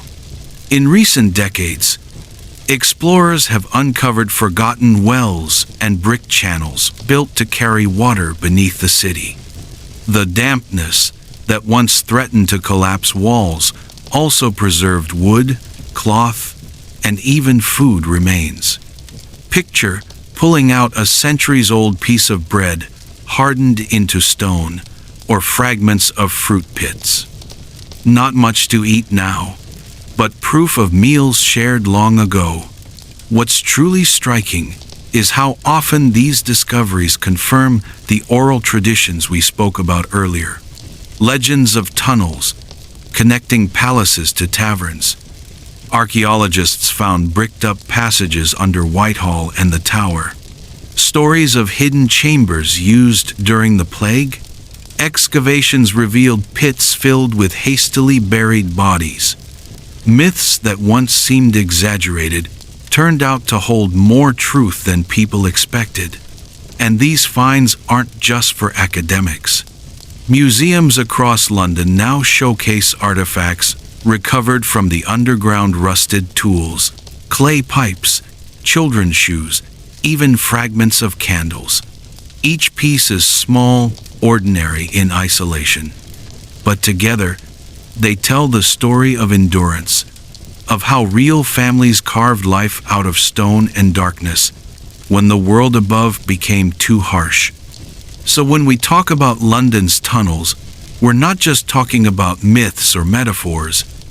We're talking about a living archive, one still being written every time a shovel hits an old stone wall or a construction crew accidentally breaks into a chamber sealed for centuries. The ground beneath London isn't just dirt. It's memory. It's proof that survival leaves traces, even when hidden in the dark. We've seen how archaeologists uncovered traces of everyday survival in London's hidden tunnels. But what if I told you these underground passages weren't just for ordinary families trying to survive harsh winters? What if I told you that kings, queens, priests, and even criminals also relied on them? Today, we're diving into the stories of the people who turned the tunnels beneath London into stages for power, secrecy, and sometimes pure survival. Let's begin with the royals. London has always been a city of crowns and palaces. But power comes with danger. Imagine being a monarch in medieval times. Above ground, the streets were filled with disease, unrest, and sometimes outright rebellion. Beneath the city, though, you had escape routes. Hidden doors inside Whitehall and the Tower of London led into passageways designed for a quick retreat. Some chroniclers whispered that even Henry VIII had tunnels built, so he could move between palaces without facing the public. Were these passages truly secret, or simply another way for kings to keep control? Either way, the tunnels weren't just stone. They were insurance policies for power.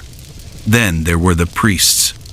During the English Reformation, when Catholicism was under siege, priest holes and secret chambers became a matter of life and death. Beneath certain chapels and townhouses, hidden passages connected to deeper tunnels.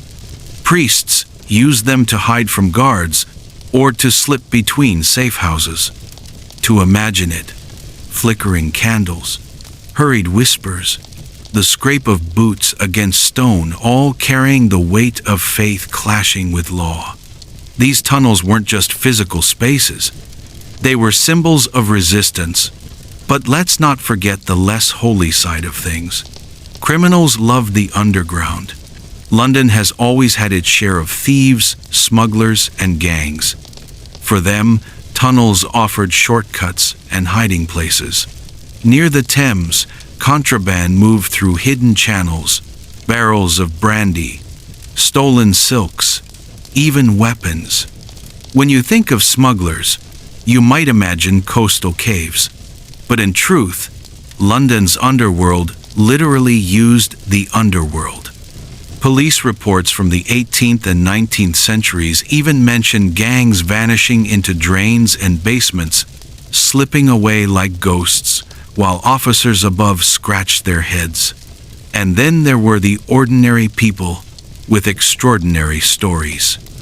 During the Blitz of World War II, thousands of Londoners crowded into the underground stations and old tunnels, turning them into makeshift cities. Families slept on platforms, children played between tracks, and volunteers set up soup kitchens. It wasn't glamorous. The air was thick, the smell was overwhelming, and the fear of bombs shook the ground. Yet, those tunnels became lifelines once again, just as they had centuries before, during brutal winters. One story that always stands out is of a woman named Elsie, who was only 8 years old during the Blitz. She remembered her father carrying her down into the tunnels night after night, wrapping her in a blanket, while her mother sang quietly to drown out the distant thunder of bombs. For Elsie, those tunnels were both terrifying and safe, a place of shadows and echoes, but also a place where family meant survival. And that's the thread that ties all these stories together. Whether kings, priests, thieves, or children, the tunnels beneath London always offered the same thing: protection when the world above grew too dangerous. Of course, these tunnels also carry darker tales.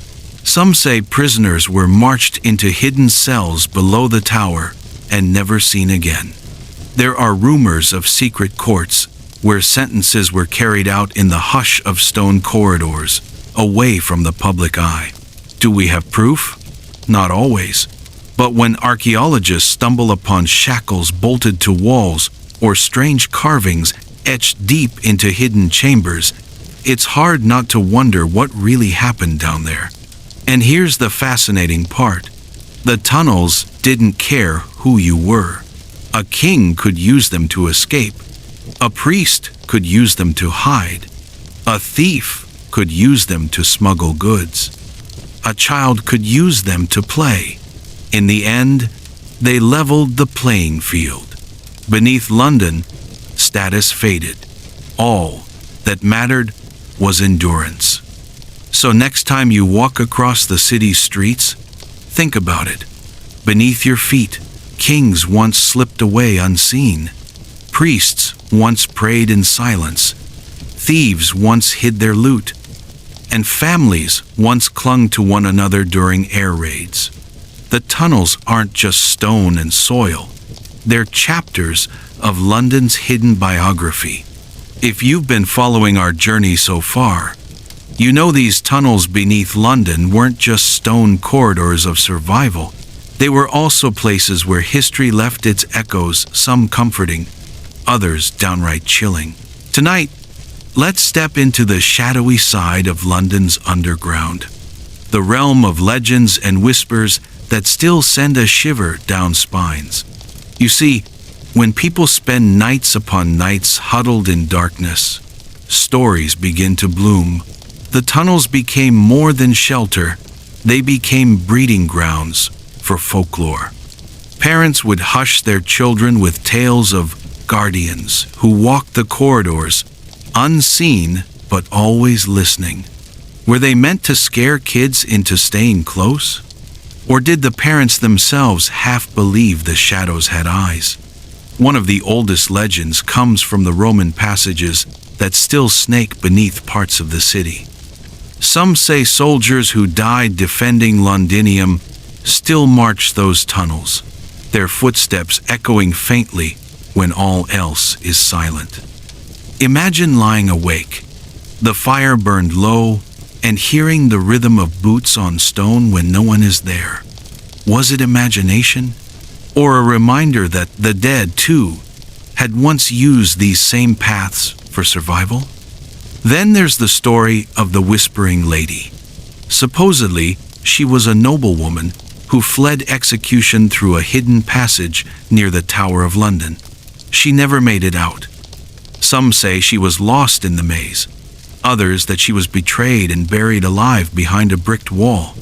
To this day, people claim to hear a soft, desperate voice calling in the tunnels. Not screaming, not wailing, just whispering. Almost like she's asking for help, century after century. But the tunnels didn't just carry human voices. London has always been a city of plague and fire, and with those disasters came loss on a scale hard to imagine. During the Great Plague of 1665, bodies piled so high above ground that some were said to be taken into unused tunnels, sealed away in the dark. When later generations stumbled upon bones deep in the earth, those discoveries sparked ghost stories that endured for centuries. Who wouldn't feel a chill knowing that beneath their feet were the silent witnesses of catastrophe? The Victorians loved these tales. For them, ghost stories were almost entertainment, but the tunnels added a terrifying edge. Writers spun yarns about pale figures appearing in lamplight, or sudden drafts of cold air sweeping through sealed chambers. Some even claimed to see shadow trains in abandoned sections of the underground, long before actual trains were ever built there. It seems the tunnels always carried an aura of mystery, one that refused to fade no matter the century. Of course, war left its marks too. During the Blitz, when thousands crammed into the tunnels night after night, whispers of hauntings grew. Families swore they saw soldiers from centuries past mingling in the shadows, or plague victims drifting silently along the walls. Was it stress and exhaustion playing tricks on weary minds? Probably. But in that darkness, with bombs shaking the ground and fear heavy in the air, it didn't take much to believe. One particularly eerie account tells of a group of children who wandered off from their families during an air raid. When finally found, they insisted they hadn't been afraid because the man in the uniform had guided them back. The only problem? No such man was ever seen by adults that night. Was it invention, imagination, or something older, lingering in the city's underbelly? And then there's the modern London Underground, which has inherited Centuries of legends. Ask any worker who tends late-night maintenance, and they'll have a story. Strange knocks in sealed-off tunnels. The sound of footsteps following, though no one is behind. Whispers caught on radios when all channels should be clear. It seems that once a space absorbs centuries of struggle, it never truly goes silent. But here's the fascinating question. Do we need these ghost stories? For generations, they've served a purpose. They warn us of danger. They keep children from wandering too far. And they remind adults that the tunnels aren't just stone, they're memory. Every legend, every whispered tale, carries the weight of all who endured before. So, whether you believe in spirits or not, remember this. The tunnels beneath London are haunted in the truest sense, not just by ghosts, but by history itself.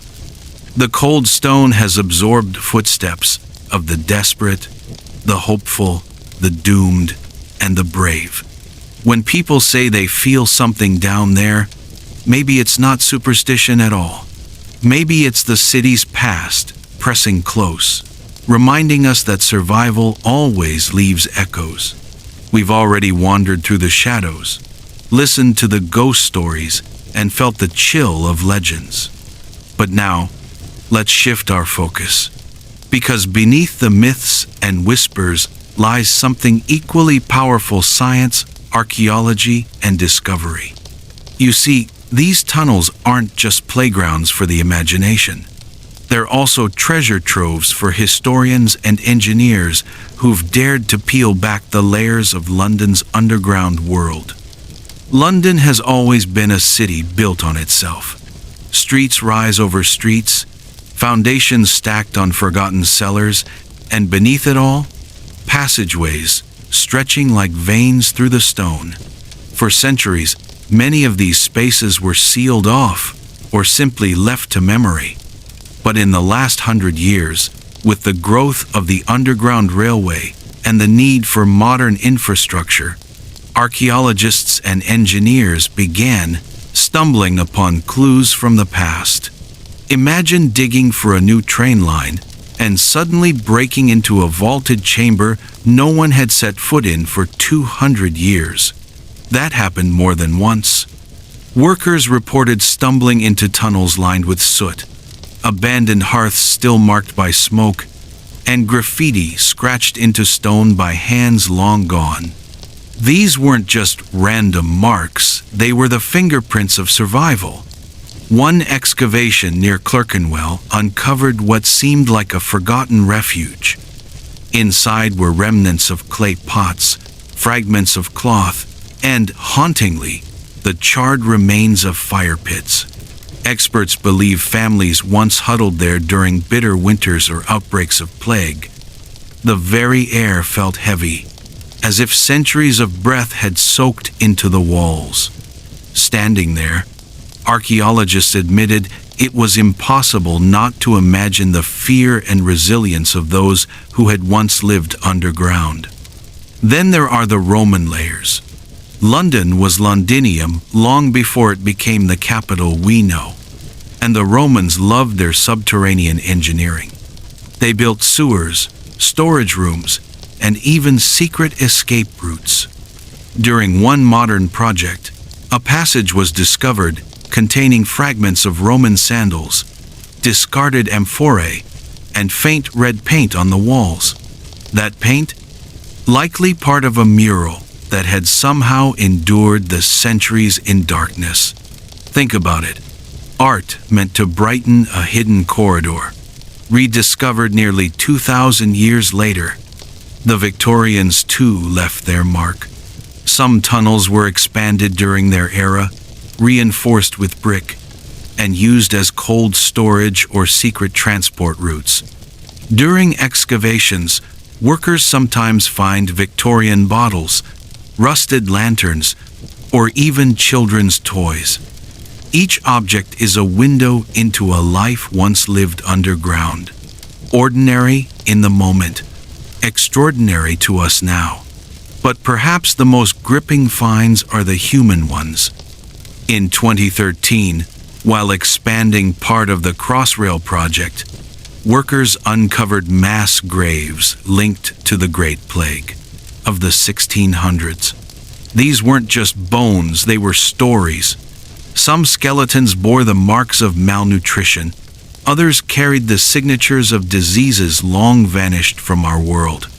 Scientists studied their DNA, learning how illnesses evolved, and even helping modern medicine understand pathogens better. In other words, the dead of London's tunnels continue to teach the living.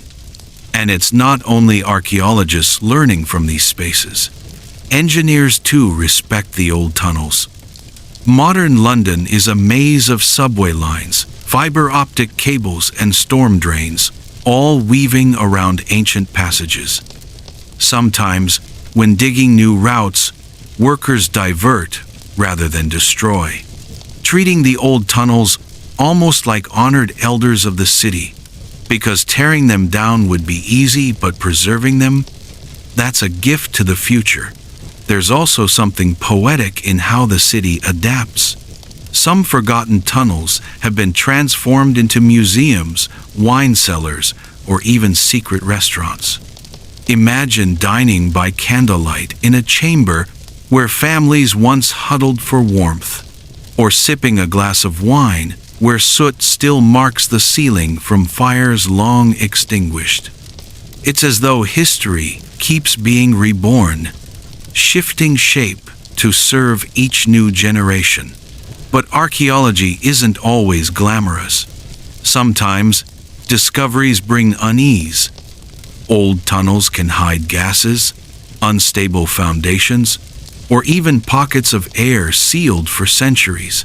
Opening them can feel like cracking into a tomb, because in some cases, it literally island. Workers tell stories of a sudden rush of stale air, the smell of centuries-old earth, or the unsettling quiet that follows when a sealed space is disturbed. It's a reminder. The underground is not just history. It's alive in its own way, unpredictable and humbling. And here's something fascinating. Each discovery, no matter how small, adds to the mosaic of survival. A broken spoon, a scorched beam, a child's shoe. These are not just artifacts. They're whispers of lives once lived, proof that in the harshest winters, people did whatever they could to hold on. When historians stitch these pieces together, they're not just telling us about tunnels. They're telling us about human endurance, creativity, and the will to survive. Last time, we talked about how archaeologists and engineers uncovered the forgotten stories of London's underground. Today, we're stepping into an even darker chapter, because these tunnels weren't just shelters from the cold. They were also weapons, secrets, and lifelines in times of war. London has always been a city under siege. From medieval invasions to the firestorms of the Blitz, danger often came from above. And so, the answer was below. Hidden tunnels became arteries of survival and strategy, carrying not just people, but secrets that could tip the balance of power. Let's rewind to the Second World War. The Luftwaffe pounded London night after night, and ordinary citizens fled underground into the tube stations. We often picture families huddled together on cold platforms, but the truth goes deeper. Many stations connected to older service tunnels, and people quietly expanded these spaces into makeshift homes.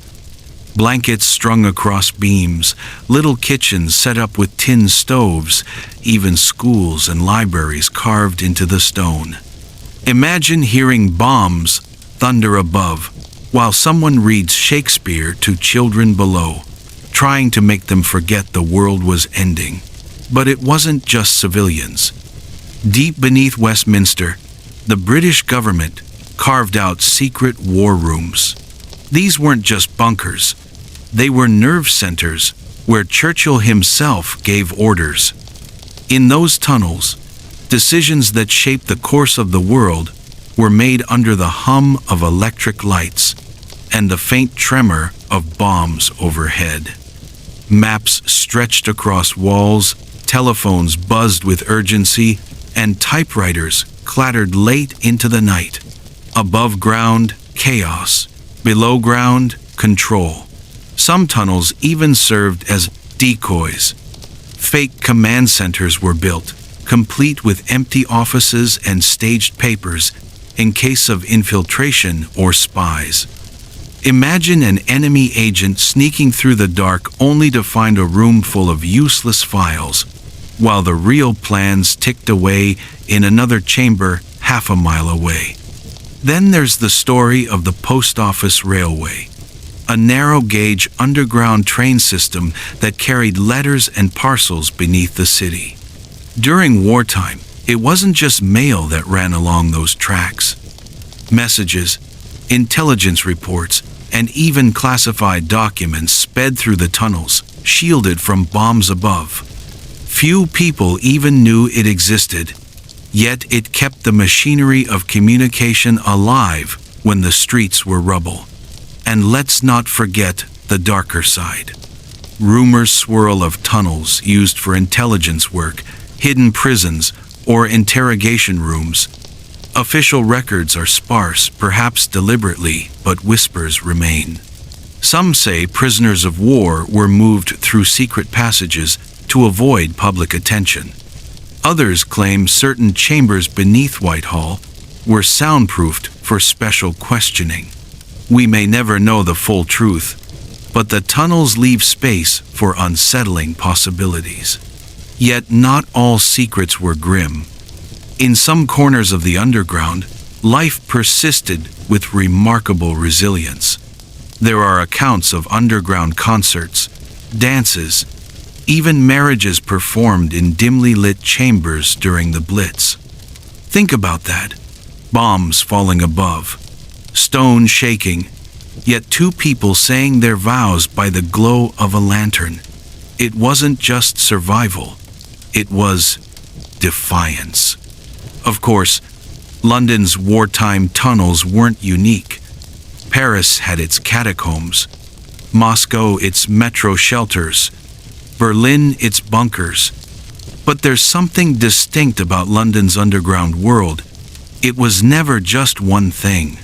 It was a patchwork of Roman engineering, medieval cellars, Victorian brickwork, and modern concrete, all pressed into service when the city needed them most. That chaotic mix is what gave it strength, and the echoes of those wartime nights still linger. Some tunnels remain sealed, their doors welded shut, because the contents are too dangerous or unnecessary to disturb. Are they filled with unstable munitions, classified documents, or simply ghosts of the past? Londoners pass over them every day, never knowing what lies a few feet below. What fascinates me most is this. Above ground, war was chaos. Below ground, war was order. Families rationed food with care. Governments mapped strategies with precision. And communities formed bonds in the darkness that lasted long after peace returned. The tunnels weren't just shelters. They were proof that even in the face of destruction, life insists on finding a way. Last time, we explored how London's tunnels became lifelines during war. Part refuge, part command center, part secret world of strategy. But what happens when history meets rumor? When fact blurs into legend, and the stones themselves seem to whisper secrets no one has confirmed? Tonight, we step into the realm of the unknown. Londoners have always been aware of the city beneath their feet. Even in medieval times, people spoke of hidden passages linking churches, cathedrals, and even taverns. Stories told of monks slipping unseen from Westminster Abbey to the Thames, or of nobles escaping execution through tunnels dug beneath the Tower of London. Were these tales exaggerated? Almost certainly. But in a city this old, myth and mortar often live side by side. One persistent legend speaks of a tunnel stretching from Buckingham Palace to a certain tube station, supposedly so the royal family could flee in case of attack. Official records don't confirm it, but curious maintenance workers have reported bricked-up arches and sealed passageways that seem to lead nowhere. Is it just coincidence? Or evidence of a plan too sensitive to admit? Then there are the darker stories. Some Londoners whisper of chambers sealed after the war, places where experiments were conducted far from the public eye. One account from the 1960 seconds describes construction crews accidentally breaking into a forgotten tunnel lined with strange equipment, still humming faintly with power decades after it had been abandoned. Officials quickly sealed it again, offering no explanation. Was it simply electrical infrastructure or something more unsettling? The River Fleet, one of London's lost rivers, also feeds the imagination. Long ago, it flowed openly through the city, but over time, it was covered, redirected, and absorbed into the sewer system. Yet locals still claim you can hear its waters rushing deep below, guiding hidden tunnels carved alongside its banks. Some even believe smugglers once used these secret waterways to move contraband unseen. And if smugglers knew them, who's to say spies or rebels didn't as well? Even the underground itself fuels speculation. During routine maintenance, workers have found sealed doors in station walls, leading to short passages that end abruptly in solid stone. Why build them at all? Some suggest they were escape routes. Others think they connected to secret military bunkers, while conspiracy lovers insist they hide entire networks not marked on any map. But myths don't just cling to politics or war. They touch the human imagination too. Ghost stories abound. In abandoned tunnels near Aldwych Station, explorers report hearing footsteps echoing long after they stopped walking. At Down Street, where Churchill once sheltered, workers claim to have seen a figure in a long coat, pacing silently, vanishing when approached. Are these just tricks of sound and shadow, or echoes of the countless lives shaped by those underground nights? Here's the thing, whether real or imagined, these stories serve a purpose. They remind us that tunnels aren't just architecture, they are repositories of memory. Every bricked-up arch, every dripping wall, every draft of stale air carries centuries of human endurance. And maybe it's that weight of history that convinces so many that the tunnels are alive in some way, still speaking through rumor and legend. Modern explorers, urban adventurers, historians, even conspiracy theorists continue to push into this world. Armed with flashlights and cameras, they search for forgotten staircases, hidden trapdoors, and locked gates in the tube. Some find nothing more than dust and cobwebs. Others stumble on murals left by sheltering families, chalk drawings still faintly visible, or bunk beds rusting in the damp. These aren't just ruins. They are fragments of lives once lived in the dark, pieces of resilience left behind. But perhaps the greatest mystery is not what we know, but what we don't.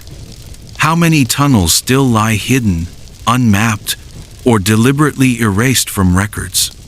London is a city built on layers. Every time archaeologists dig, they find another chapter.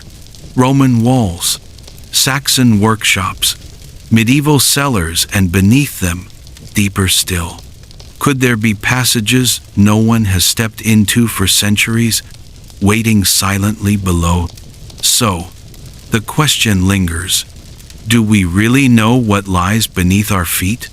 Or have we only scratched the surface of a subterranean world that has shaped, protected, and haunted London for 2,000 years? Last time, we wandered through the myths and legends' royal escape routes, ghostly figures, forgotten rivers echoing in the dark.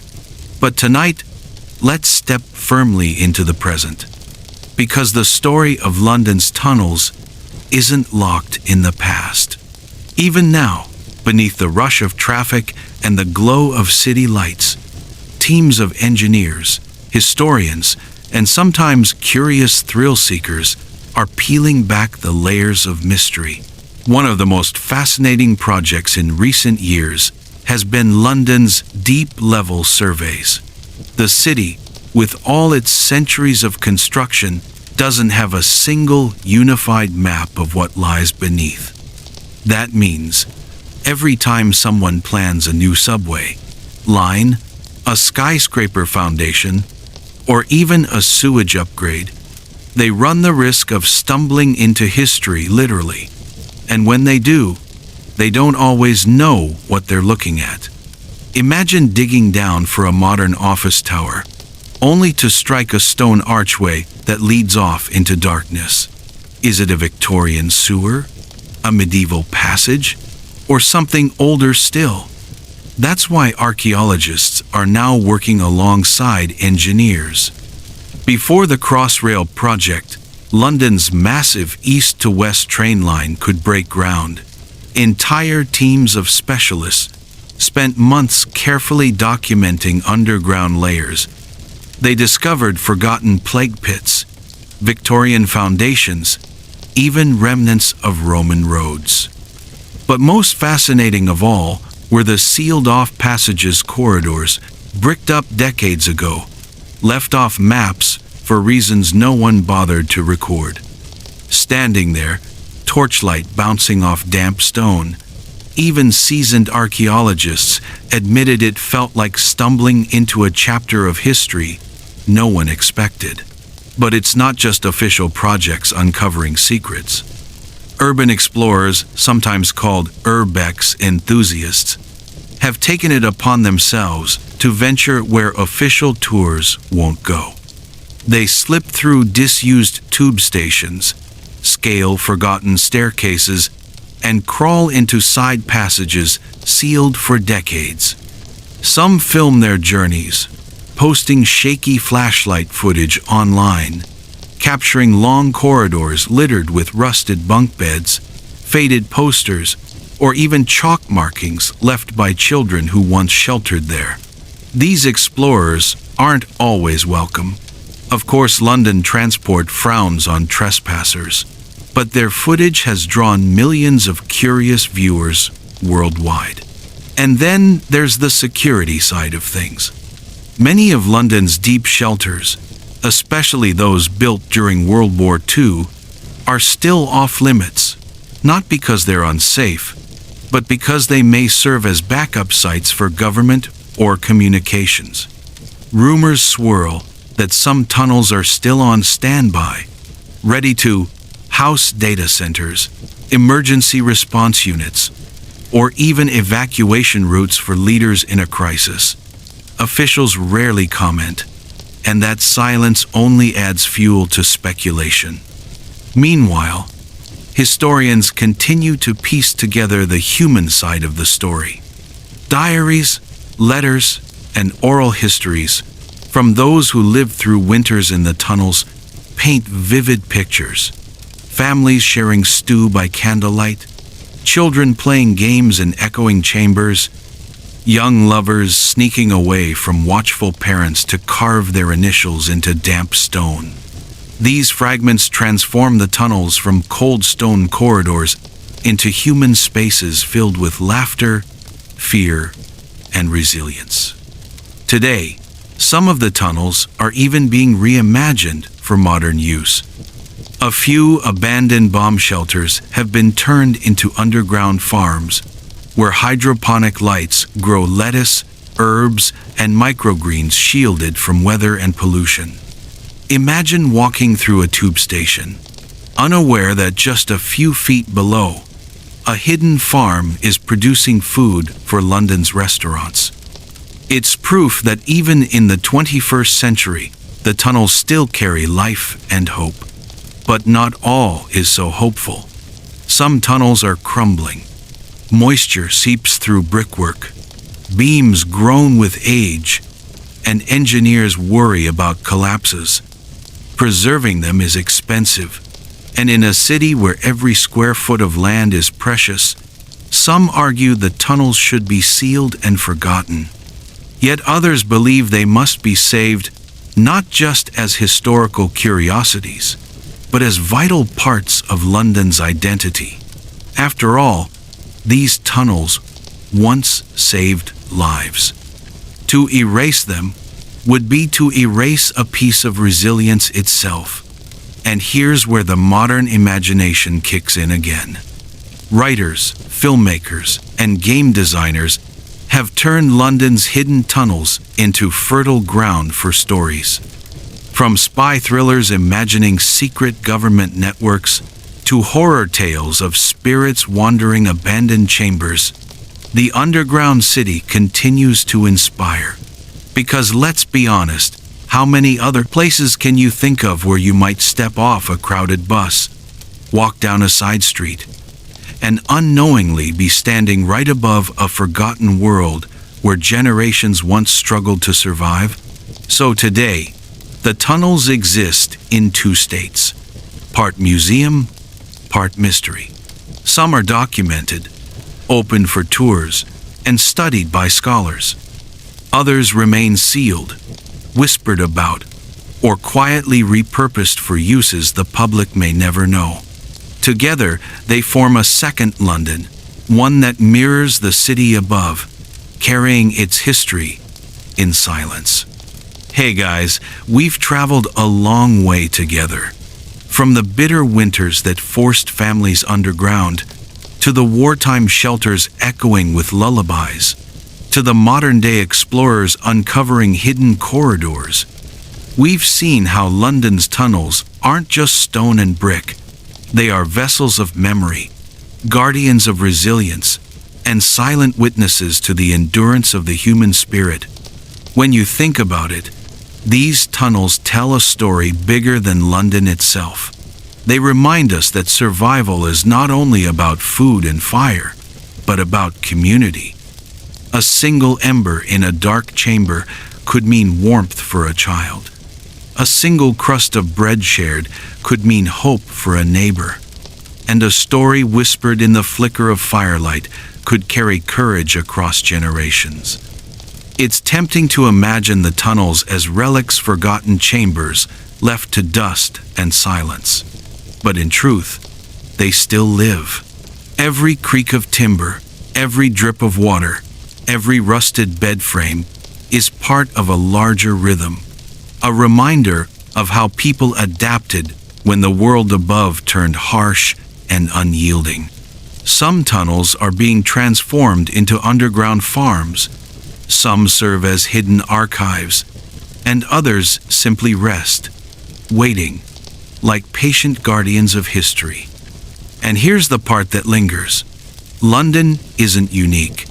Across the world, people have dug into the earth for safety, warmth, and survival. From the catacombs of Paris to the cave dwellings of Cappadocia, humanity has always turned inward to the quiet embrace of stone.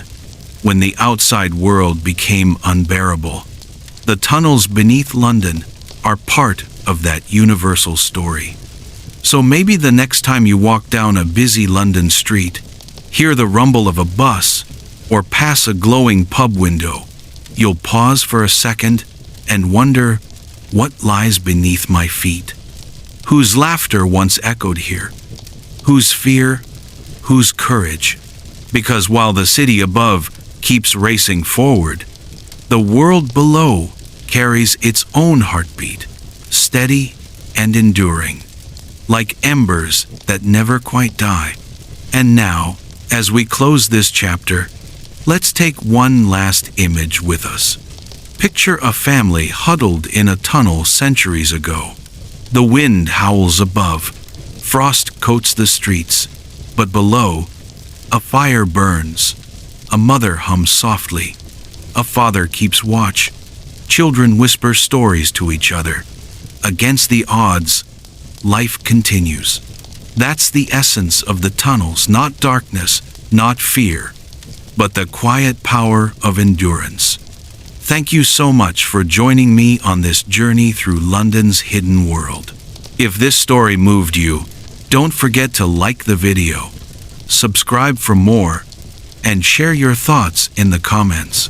Tell me, if you had to spend a night in those tunnels, what one comfort would you bring with you? And now, as we end, I hope you carry with you not just the history of brick and stone, but the reminder that resilience is always possible, even in the harshest of winters. So close your eyes, breathe deeply, and let the quiet rhythm of the tunnels guide you to rest. From the flicker of old fires to the unbroken strength of human connection, may the spirit of endurance warm you tonight. Good night, friends. Sleep well.